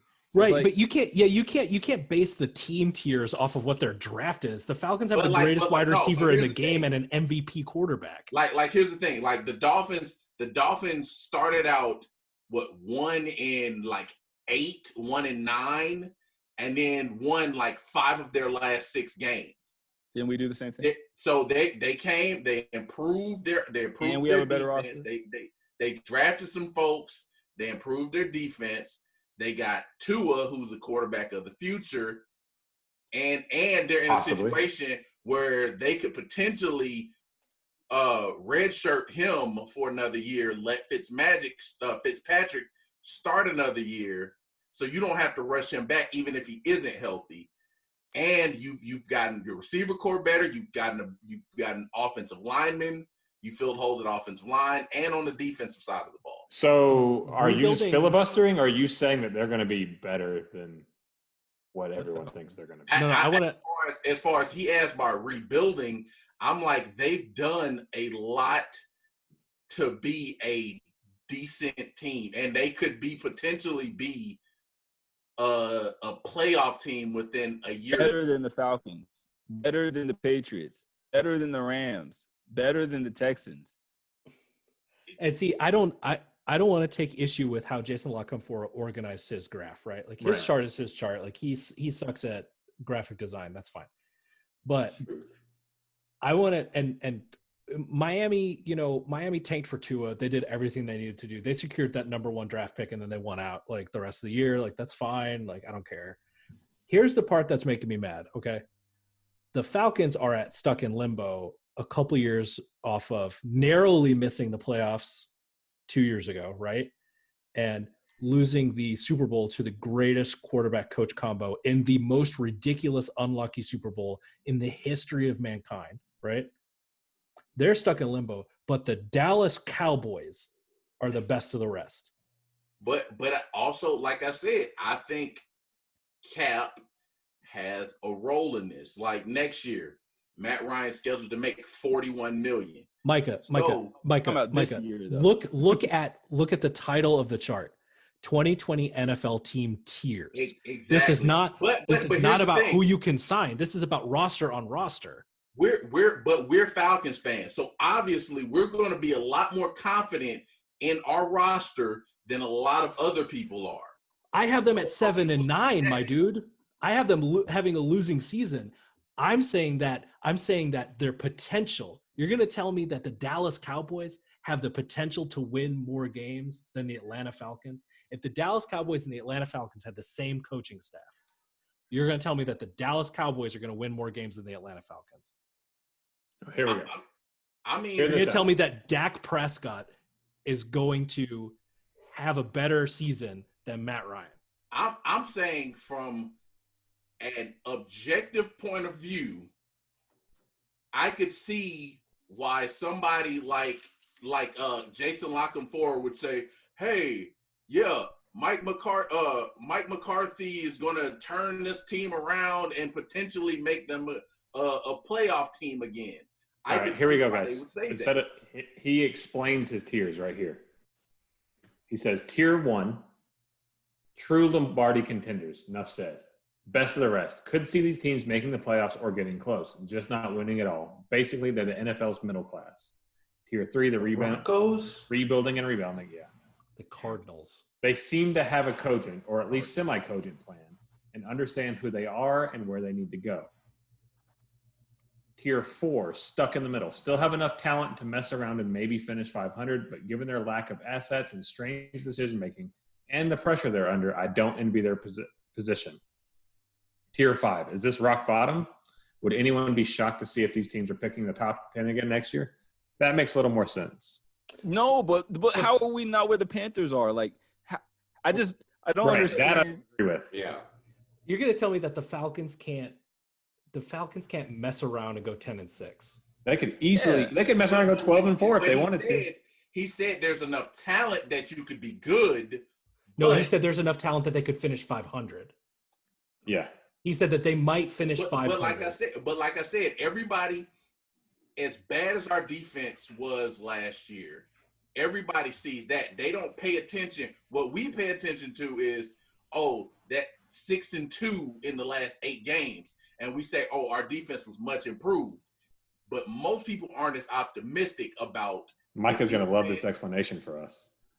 The Atlanta Falcons, notorious for overestimating their own talent and being askew on how good their roster really is. Looks more like more of the same in 2020? Can it survive another middling at best season with a suspect cap situation and with so much money and aging stars? They didn't even mention bad coaching. He doesn't know what he's talking about. That's what people do to us all the time. Hold on one licking second, Jason Lockham-Fora. Matt Ryan came off an MVP season, has consistently led this team to the playoffs, and is a top 5 active quarterback in the NFL right now, if not a top 4. The NFL loves to put Julio Jones on TV and be like, look at Julio Jones. He's on NBC. He's on NBC Sports. The Steelers have Ben Roethlisberger's casted body, right? It's a cast in the shape of Ben Roethlisberger and Juju Smith-Schuster. Yeah. But that's it. No. That's all the Steelers have. No, but the difference Their is defense is really good.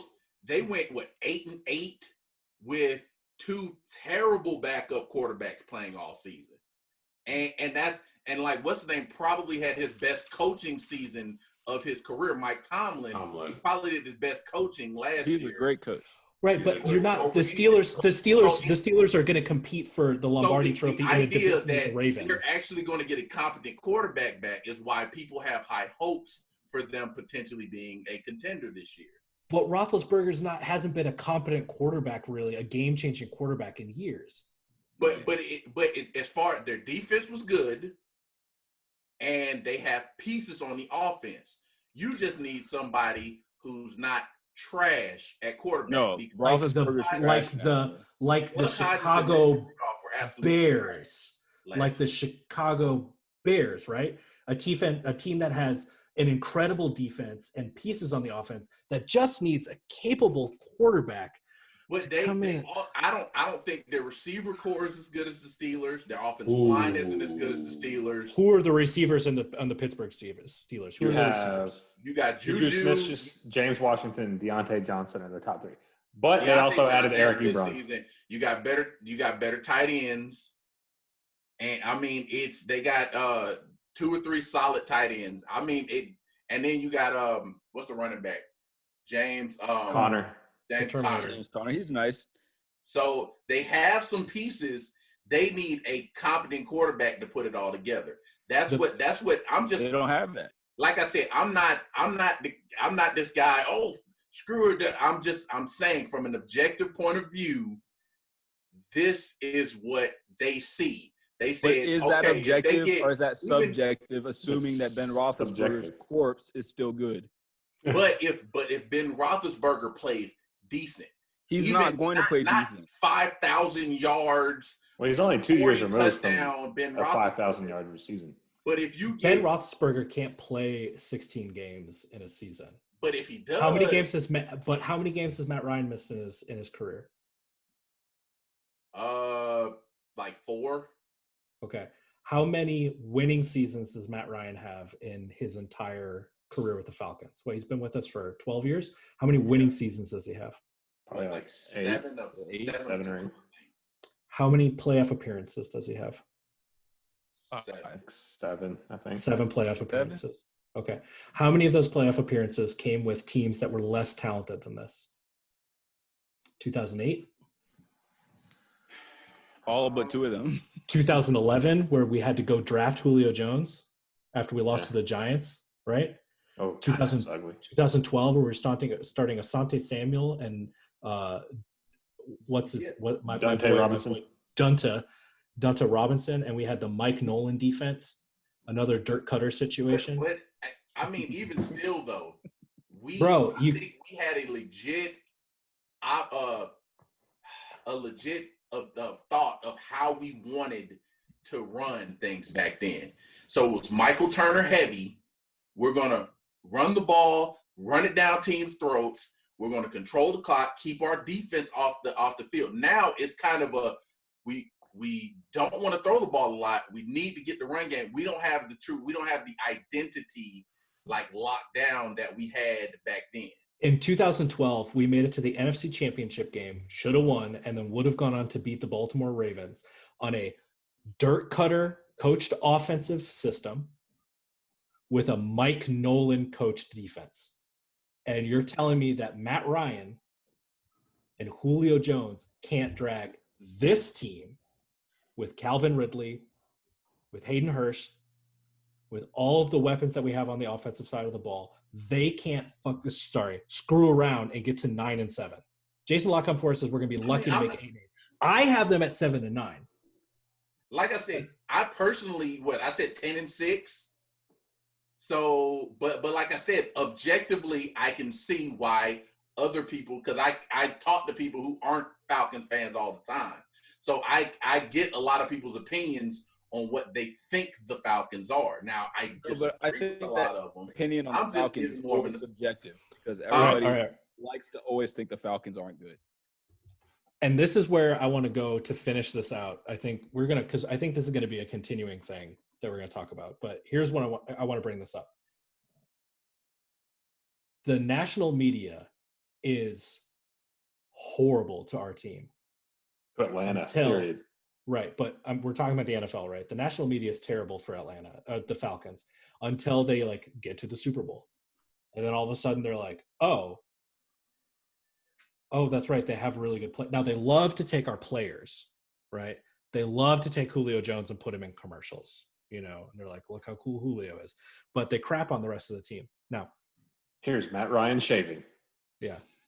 The Falcons have played in a division, the whole Matt Ryan era, have played in a division with some of the best quarterback play in the NFL, right? Like Cam Newton won an MVP, Drew Brees won an MVP, Matt Ryan's won an MVP. Drew Brees has not won an MVP. Sorry, he did Super Bowl MVP. That's right. He has a Super Bowl MVP, and he's got a ring. Yeah. And now we had Jameis Winston, who is really good for all three teams. And then you've got Tom Brady now. And the Falcons have still won the division a significant number of times. Matt Ryan has outplayed Drew Brees a number of times. When they go head-to-head, it's pretty even. It's incredible, but everybody hates on Matt because he's a little mayo, easy to pick on, right? But the other thing is that like everyone's all over Carolina's nuts, right? Like I think Cam was a special player for sure, but those last couple of years, it was like you needed some coaching, my man. Right. I think Drew Brees is a game wrecker, right? But I don't think that he's as much of a game wrecker as he has been.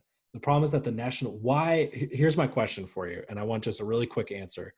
Why is the national media so okay, Baker Mayfield has State Farm commercials, right?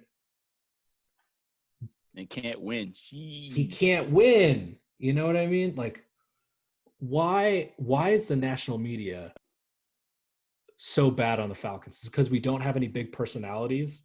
Is it because Atlanta's a small market? Or is it because we're actually a bad team?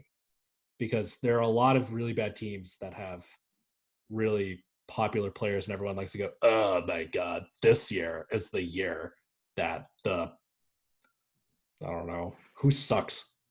The Broncos don't win it all. John Gruden, so Marco, why is the national media so terrible to us? I think with Atlanta, it's sort of like, how you have the lovable loser. We're the hateable loser. And I think it's just that we're so synonymous with blowing it. We're so all these things that they sort of impose on us. And I think that it's just fun for them. They take pops, like someone like Wilbon. He'll just out of nowhere just throw or Bomani Jones. And he's went to school here and out of nowhere, they'll just drop disrespect on Atlanta, throw shade at us out of nowhere. I think it's just fun for them. It's like everybody likes being the bully sometimes because they were bullied. And Atlanta is that guy that just gets bullied. I want Bomani Jones to come on our show so I can kick him out of the Zoom call. And just be like, Bomani Jones, you're the most famous person I've ever – no, he wouldn't be the most famous person I've ever talked to because I hung out with Joe Montana for a while. That you ever Zoomed with? Yeah, Bomani Jones, you're the most famous person I've ever Zoomed with, and I'm booting you out of this meeting. Micah, you know what, Micah? I don't want to ask you. Ellington, why is the national media so hard on the Falcons, man? What's the deal? Combination of not one strong personality, marketable personality, and Atlanta is still kind of like new money.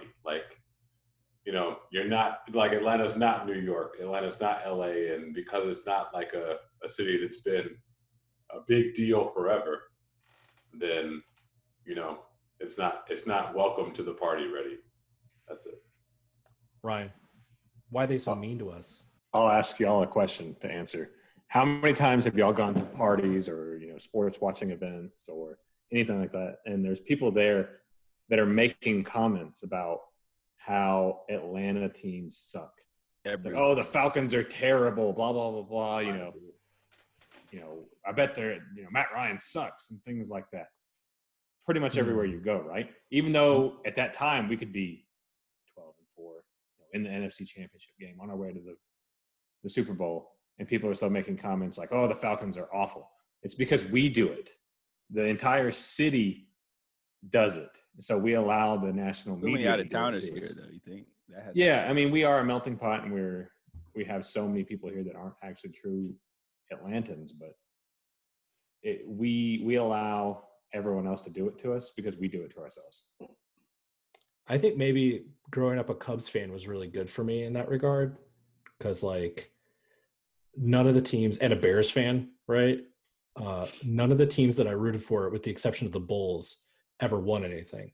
And the Bulls, it was just like we were watching a transcendent talent. America's team. And Michael Jordan. Oh my God, man! Watching the Bulls win those last three. So when Michael Jordan retired to go play baseball, was it 95? I was 9. 94. Okay. So I was 8 years old, and I was crushed. And when he came back and then just ripped off another 3, man. Do you remember that kid, Ellington? Do you remember that kid, Errol? Oh, yeah. Yeah, he was the biggest Bears fan. I think he was actually Mike Ditka. Yeah. And you see me when we talk about the Falcons, right? When we did our predictions and I put them at 7-9, right? My prediction was not about, and this is the part that pisses me off about Jason LaCanfora, right? My predictions have us at 7-9 because our coaching staff is trash, right? Our coaching staff is just bad, but the roster is more than better than half of the NFL. Are we going to make the playoffs? We got to go through New Orleans and Tampa Bay to win the division. But are we better than Denver? Yes. How can you say that Denver is better than Atlanta when Denver has Drew Lock? You don't know who he is. You've got a super rookie head coach, and you're going to get not a rookie, but a second-year head coach, right? You had Joe Flacco, the mummy that used to be Joe Flacco, throwing for you last year. He's elite, though. Versus a team, a roster that went to the Super Bowl 2 years ago. How are you going to tell me 3 years ago? How are you going to tell me that some of its biggest needs? How are you going to tell me the Broncos are better? Jason LaCanfora we'll have a chance to prove it. Excommunicated from the Fish and Grits podcast. We will never mention Jason LaCanfora again, ever. Micah, I'm legit skipping you for that last question.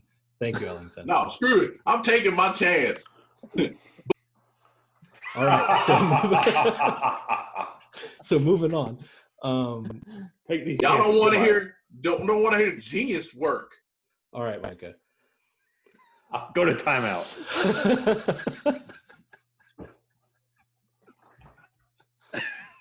Either Marco or Micah every time. Every time. I hope Micah comes back. Let him do it, and then I don't know how long. There he is. No, I don't. Micah, I love you, bro, right? Go to timeout. Go to timeout, Micah.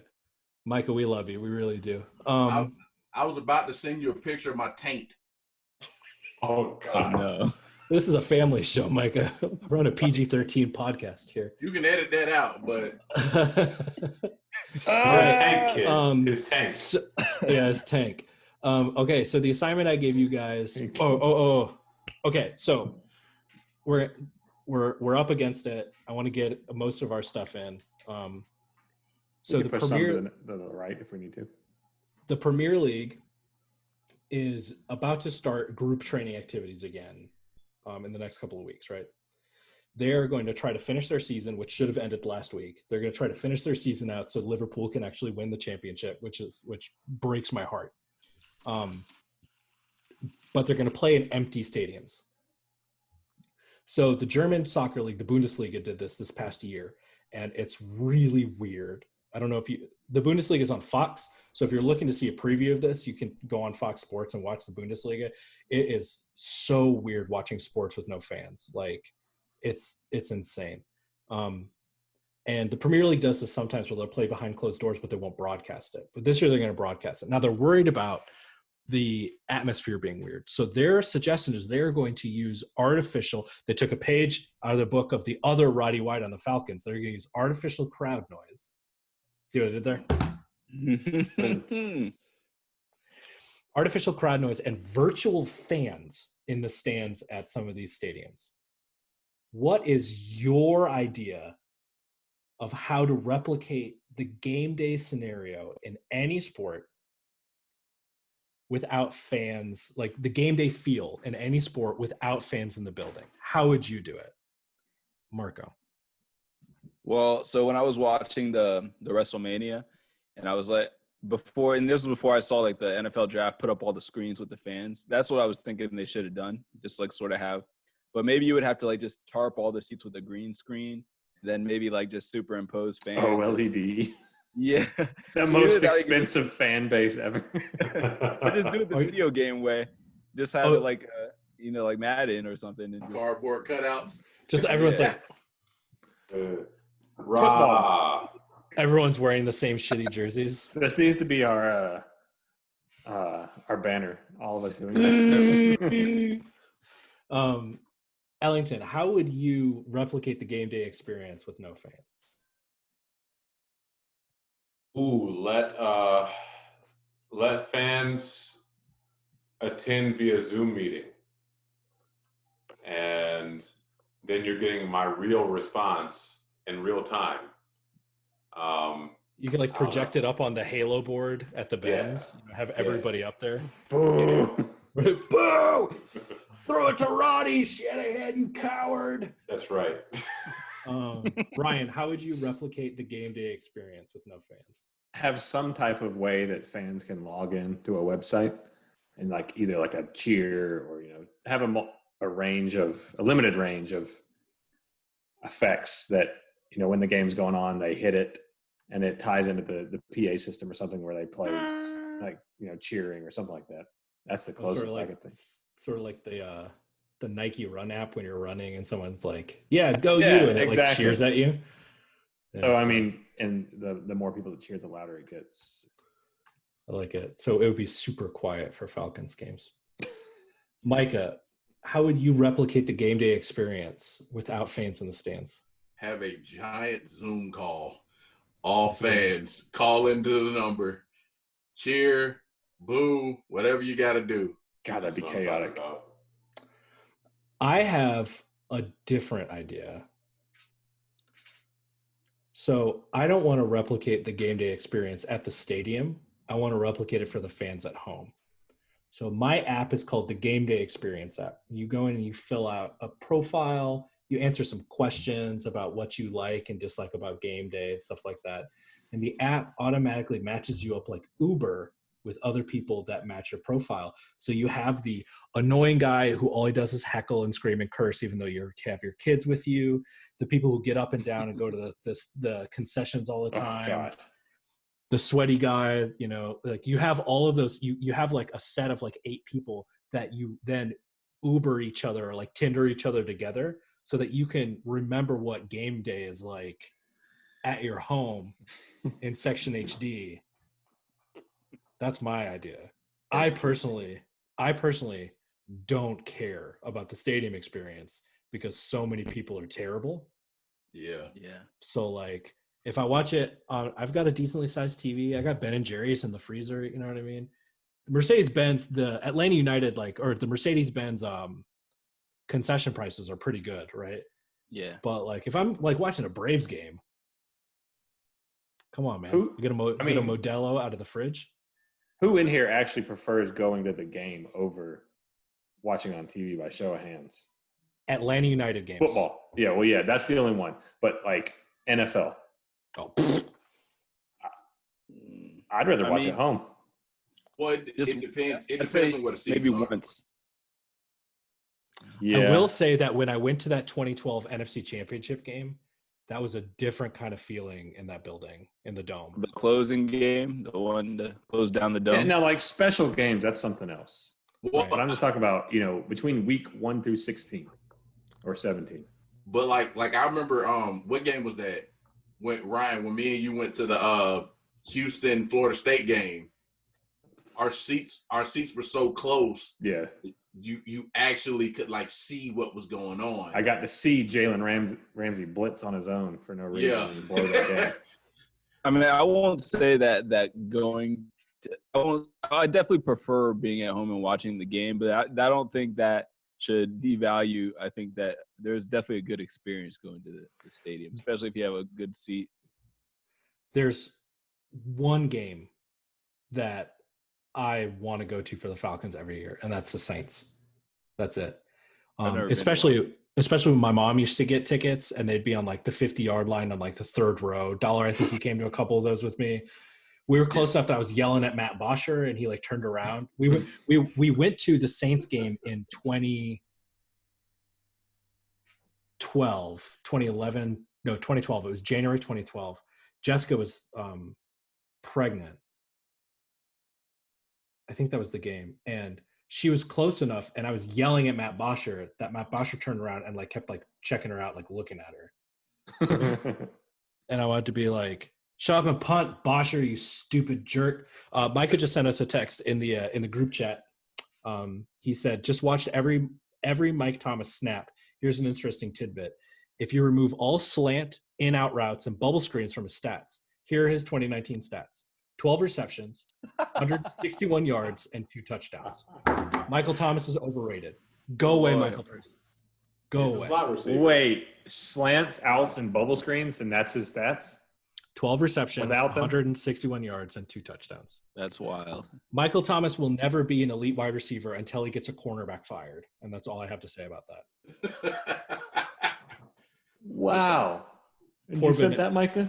Poor Benet Benwicker. That is an amazing stat. I found it in one of the Falcons forums, but it was, I don't know the guy's name, but yeah. I love that somebody went through such painstaking work to and get it's all that because information. It's all because Michael Thomas is petty. Like if really Instagram is. had posted that picture, if they posted that picture on Match Instagram, that petty. and Michael Thomas hadn't responded, it wouldn't be a thing. Like Right. he did this to himself. Everyone would be like, I bet that's hard. That's a hard choice to make. And all the New Orleans fans would be like, Michael Thomas.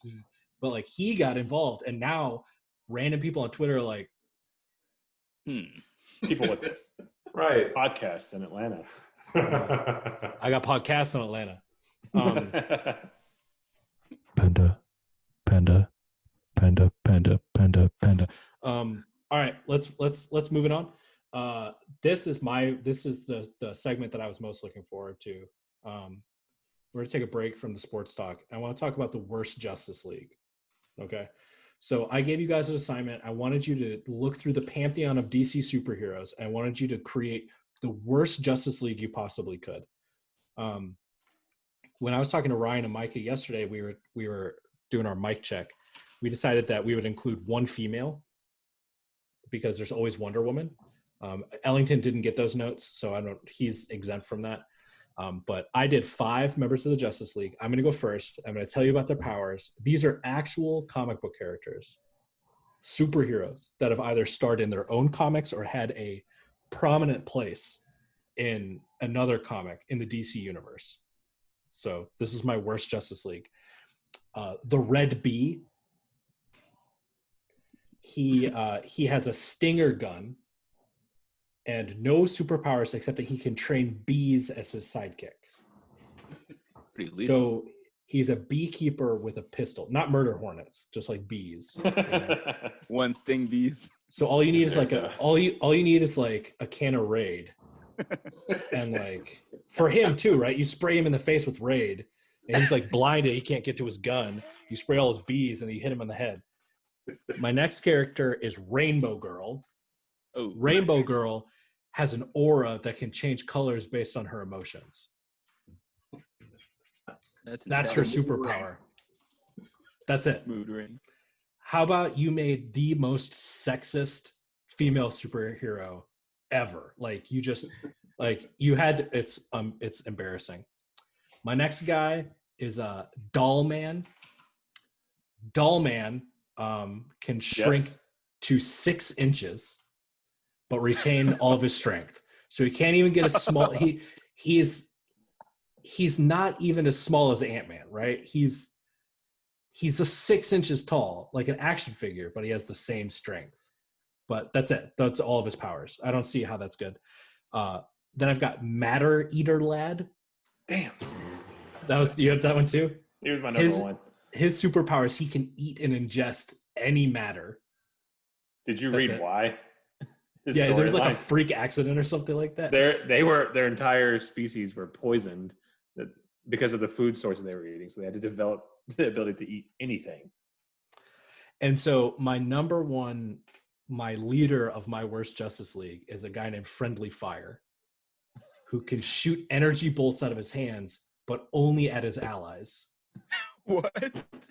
Yes, and he maintains the distinction of being the only major comic book character in history to commit suicide when he accidentally blasted himself to death trying to save one of his compatriots in a battle with his energy blasts. Wow, that is amazing. That's my worst Justice League. Ellington, as the guest of honor, please give us your worst Justice League. I also had the B-Dude in my worst Justice League, so I don't need to go further on that. I had, from the Super Friends era, the Wonder Twins.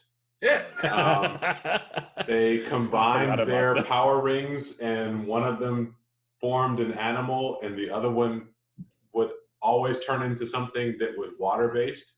A bucket of water. Oftentimes it was like she would turn into a gorilla and he would turn into a bucket of water. I remember one time they needed to fly and she turned into a monkey and he turned into an ice rocket, which totally exists for some reason. Congorilla. Congorilla, who is an intelligent ape with healing powers. Ooh. So, I mean, I guess you can't really hurt him that much, but what does he do other than be a gorilla? Nobody really knows. Who else did I have? I had, give me 1 second. For female character, I mean, I didn't get that note, but she happened to be in there. Recently, they decided to remake Hawkman into a girl, so Hawk Girl or Hawk Woman. She has all the powers of Hawkman, which is wings, plus she's a girl. So, have fun with that. There is a Justice League member called Vibe, who is a Justice League member from Justice League Detroit. Okay. Detroit decided to open its own Justice League, like they need branch. it. And basically he was a gang leader that started, like, he got Justice League into a gang fight and then out of a gang fight, but he didn't really have any powers. This is the most racist, horrible, he's from Detroit and he's in a gang and his name's Vibe. Right, exactly. The last one I have is, let me make sure I got this one right. Yeah, it's Super Chief, who you might think is Native American, but no, he's not. There's nothing to do with that. That's just a title he gave himself to define how great he was. But he only was in the Justice League for 2 weeks, and then he was killed. So that's my top 5 right there. Marco, right? What do you say? Chief? Was Super Chief the one that could like get really big? Or was that No, that was oh, I totally know who you're talking about. He was like in the Super Friends one. Right. No, it's not him. Super Chief was different. Him. He looked like a man with a bull's head. Oh. Marco, if you don't dress up as Vibe for Halloween this year, I'm gonna be super disappointed in you. I gotta look him up. Yeah, check out Vibe, man. All right, Micah, I know you did something a little different. Hit me with your worst Justice League, man. Okay, I went more mainstream on mine, so most of my characters have been heard of and featured in movies. Well, maybe not cartoon movies, probably well, mostly. For number one, I had a Batgirl. Oh, because she wore the suit but didn't have near the money that Bruce Wayne had for all his. Just you're a woman version of Batman, and nowhere near strong, not as good of a fighter. Don't quite have the dark past that drives you. So she did get shot by the Joker and paralyzed, though. She did, and she became Oracle. She couldn't even do it anymore. Number two, Lobo, because he's just like a bootleg Wolverine Ghost Rider type deal. He rides around his little mystical motorcycle, and it's like, really? So that's your response for that. So 3 was Hawkman. Wings, no power whatsoever. Terrible. Bird person. Number 4, Green Lantern. Whoa! What? Yeah, but that's only because their power was 100% based off of will.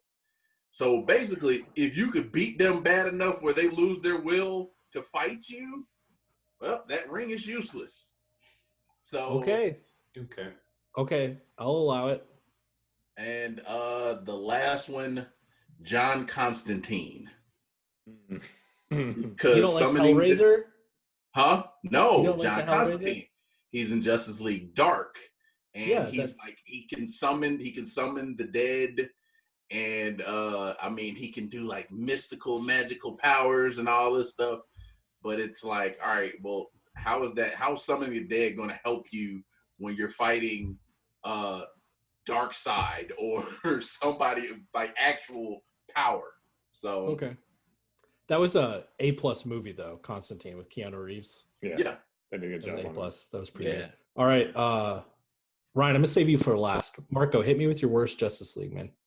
All right. So the leader of my squad, the Superman of this group, is definitely Aquaman, because he, got to stay in the water. His power is bring your ass water into this strength. water. Yo, can we talk about how good the Aquaman movie was, though? Like, It was good. It was good. It was so cheesy, but it was so much fun. And then Nicole Kidman was in it. I like Jason Momoa. Aquaman is so funny. Oh, you're robbing a bank? Well, that bank is underwater. All right, Aquaman. Okay, that's the leader of my squad. My chick, for my girl superhero, I got Black Canary. Her powers were hand-to-hand combat, and she could scream really loud. So I thought that was pretty weak. Not a real superpower. Then my third guy, I got Elongated Man. So he had the ability to stretch to inordinate sizes, and he couldn't be punctured or get concussions or pain. But he had to drink a soda called Gingold to get that big, or Jingold. So it's like, that's pretty weak. He was a good detective as well, so that was another superpower. My number 4 is Blue Beetle. He's pretty much a knockoff Batman, but without the cool gimmick. And he's said to have a higher IQ than Batman, so that's cool too, but he's just not badass like Batman, so he's just sort of lame. And then my number 5 is Tasmanian Devil, and he's like a bootleg Wolverine beast, and he has the same kind of regenerative powers. He can turn into a Tasmanian Devil, and he's not related to the WB character, even though they're both under the same umbrella. And yeah, I thought that he was pretty lame as well. That's a good list. All right, Ryan, bring us home. All right, so I'm going to start off with someone I'd never heard of. His name is Sportsmaster. Essentially, he's your That should have been the all-American name guy. of our podcast. Which is why I chose him, actually. He uses his Olympic-level sports abilities alongside pucks and baseballs and other sports paraphernalia that tend to explode. But he wears a fisherman's suit and carries around a rod. He's a sportsman for the good. Right. Well, he's a sportsman. He came in the way about a in sportsman used to be. 1947, so Yeah. that kind of. Then comes Aqualad.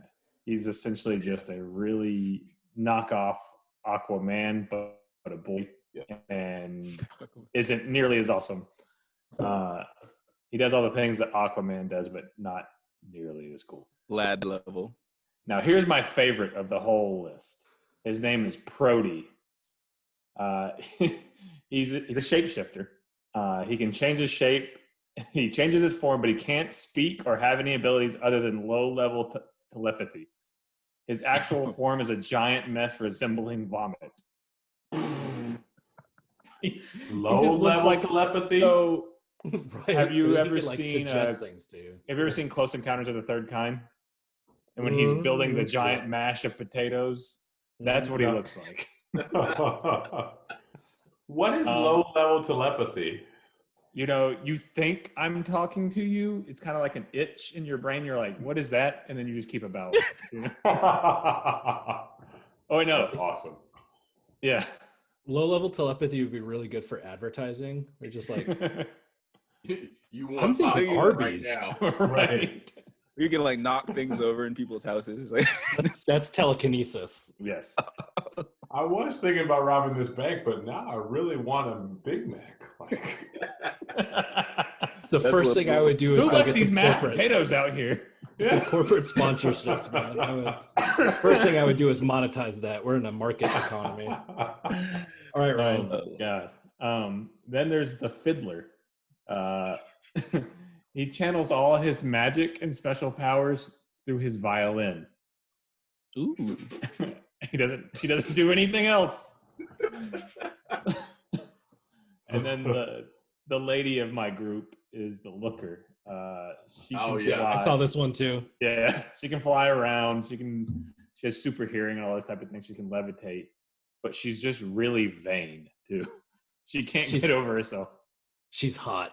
Yeah, she's really hot and she knows it. And she knows it. I like it. sounds like a good superhero to me. wow. So if you guys are looking for stuff to watch, there's a show on DC Universe that's going to be on HBO Max soon when HBO Max launches. It's called Doom Patrol. It features Brendan Fraser. What? It's like, it is the weirdest, funniest. It is my favorite comic book show ever. It's Cyborg is in it, but then there's a whole bunch of these other like weird, like C level superheroes. It's a blast. I mean, if you just want to sign up for that free trial of DC Universe, and that's 8 episodes, stream them all in 2 days, highly recommended. I love that show. It reminds me of what the worst Justice League would be, except that like Brendan Fraser's really good in it. I don't know why they blackballed him from Hollywood like that. What happened?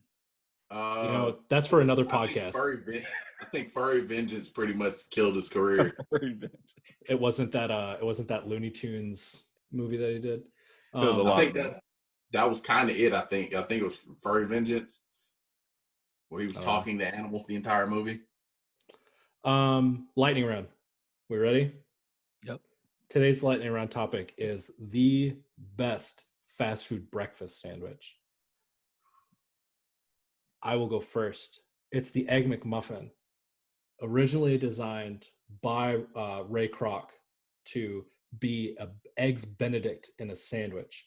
They replaced the hollandaise sauce with cheese. It is the quintessential fast food breakfast sandwich. It is basically perfect in every way, and all of the rest of your answers are trash. Marco, best breakfast sandwich. I gotta give you a 2 because I love that new breakfast baconator. It's really good. Oh, so good. So good. But just to be creative, I'm gonna say that Bojangles fried steak. Oh, that's a good one too. Oh yeah, I like that one. And Bojangles has breakfast all day too, so you know it's good. Yeah, winner. Micah, hit me with your best breakfast sandwich. Fast food breakfast sandwich. Ooh, mine would have to be Steak and Shake's Royale burger. That's cheating. Oh, but it's awesome. That's fast casual. Nope, you got to give me eggs, bacon, and cheese on a steak burger too, and then they serve it at breakfast for breakfast. Oh, that's awesome, man. Oh my god, serve it all day. Dollar. I'm gonna go with Atlanta's own and the classic, the Chick-fil-A chicken biscuit. Oh, I miss the spicy. When it's good, it's really good. Man. Now Chick-fil-A had a breakfast burrito. Oh, that they still have a breakfast burrito, but it used to have peppers and onions in it. That was so good. They took those out and replaced it with hash browns, and it's completely ruined it for me. Yeah, Ellington, hit me. Does the burrito still count as a sandwich? You know what? Go for it. Yeah, I'll count burritos. They're like Mexican sandwiches. That was the Chick-fil-A spicy chicken breakfast burrito sandwich. Yeah, and we just got a Chick-fil-A in Rochester like a year ago, and I specifically request peppers and onions, and they'll give it to me if I ask for it. Oh yeah, really? Yeah. Well, now I got to jump on it. See, but that it ruined my whole breakfast thing where I'd get the burrito and then I get hash browns, right? But now I got to get the burrito and I can't get a side of hash browns. I got to get a yogurt parfait, because right. it's just. Anyway. So do they give y'all spicy chicken for breakfast? They don't do that for us. Really? No. I think you can ask. If I specifically say spicy chicken, they'll give you spicy chicken. I think you can ask for it. It makes a world of difference, bro. Now, hold on. Let me jump in real quick. If any of y'all's ever tried Steinbeck's in Decatur, go there for brunch on Sundays and get their, it's a chicken and biscuit, but it's called chicken hot or something like that. Delia's, man. Ooh. Delia's. This is really good. That double D slider? Yeah, man. Oh my God. What do you guys think when you see someone who comes into a fast food restaurant during breakfast? Because you always almost miss breakfast at these fast food places, right? Getting to McDonald's at 10:35 is the worst. Yeah.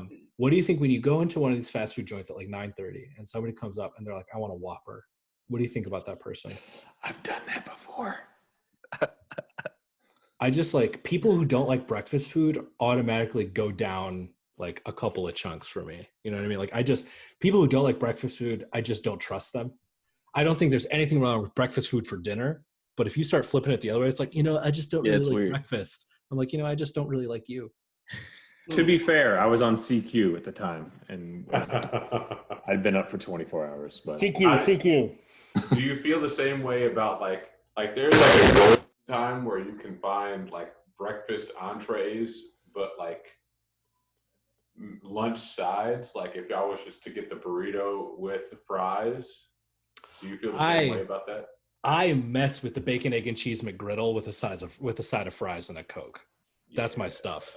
I think fries with a burrito, just in general, that's why Del Taco rules, is because you can get fries. I think that's fine. But you walk into a fast food restaurant, which breakfast is the best part about a fast food restaurant.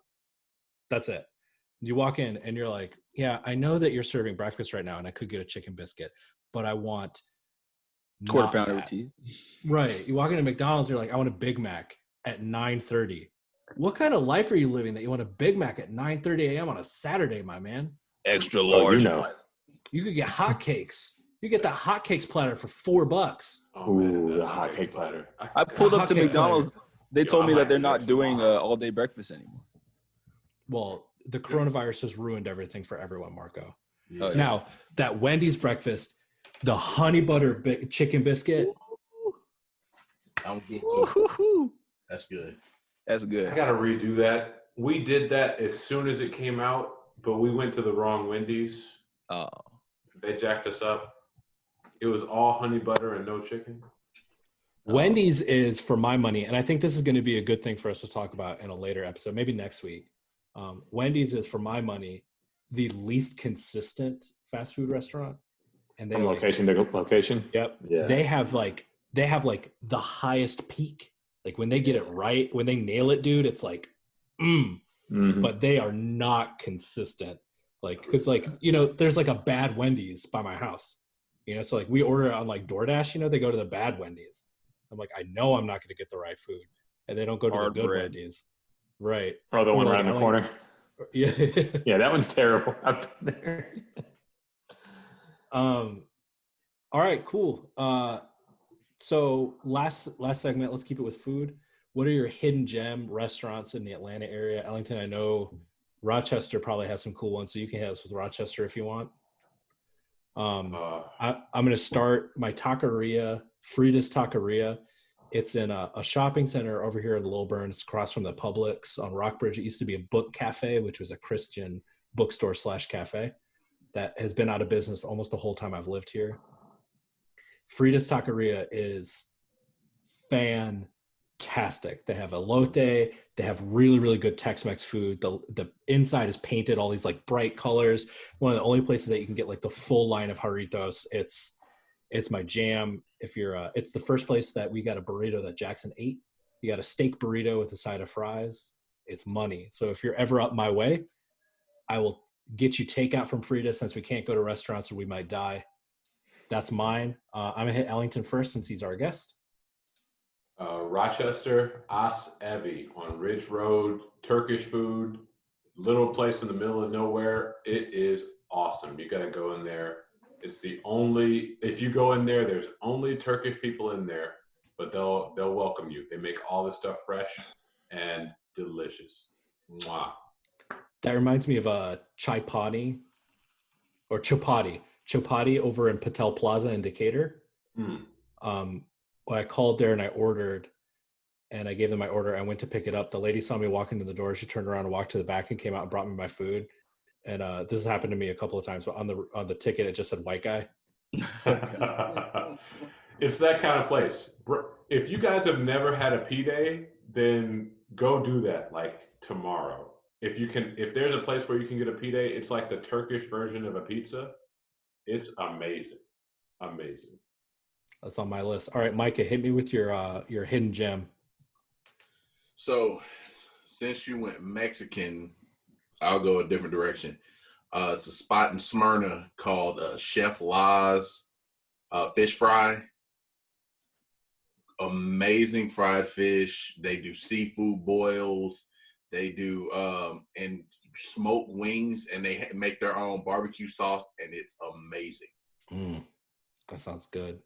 Mikey, you need to give a shout out to that place in downtown Stone Mountain, the Philly place too. Oh, Woody's? Oh yeah, Williams. Oh, Williams. Really good Phillies. Yeah.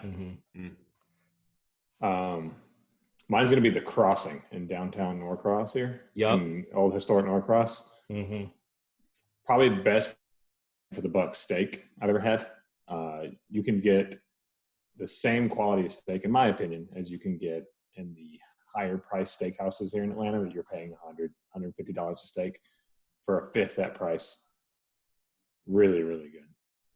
I want to go on the record and say I've never spent more than $19 on a steak, and that's not a streak I'm going to break anytime soon. Marco, hit me. So we mentioned it earlier, but I'm doubling down. So if you haven't been to Delia's, check that out. Get that double D slider with the extra raspberry cream cheese, the wedges, and the sweet tea and lemonade slushy, and you'll be straight. Good Lord. Whole order for us. All right, I want to give a shout out and RIP to Miss Ann of Miss Ann's Snack Counter. Miss Ann's Snack Counter was a restaurant off of Memorial Drive in Atlanta until 2017 when Miss Ann died. The Ghetto Burger was rated by the New York Times as the best burger in America in 2015. I went there.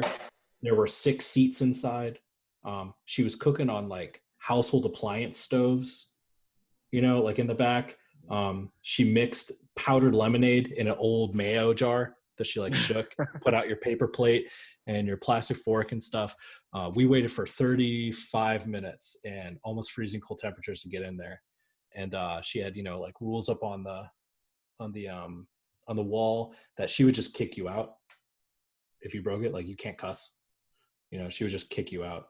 And the ghetto burger was bacon cheeseburger with chili, and it was like this big.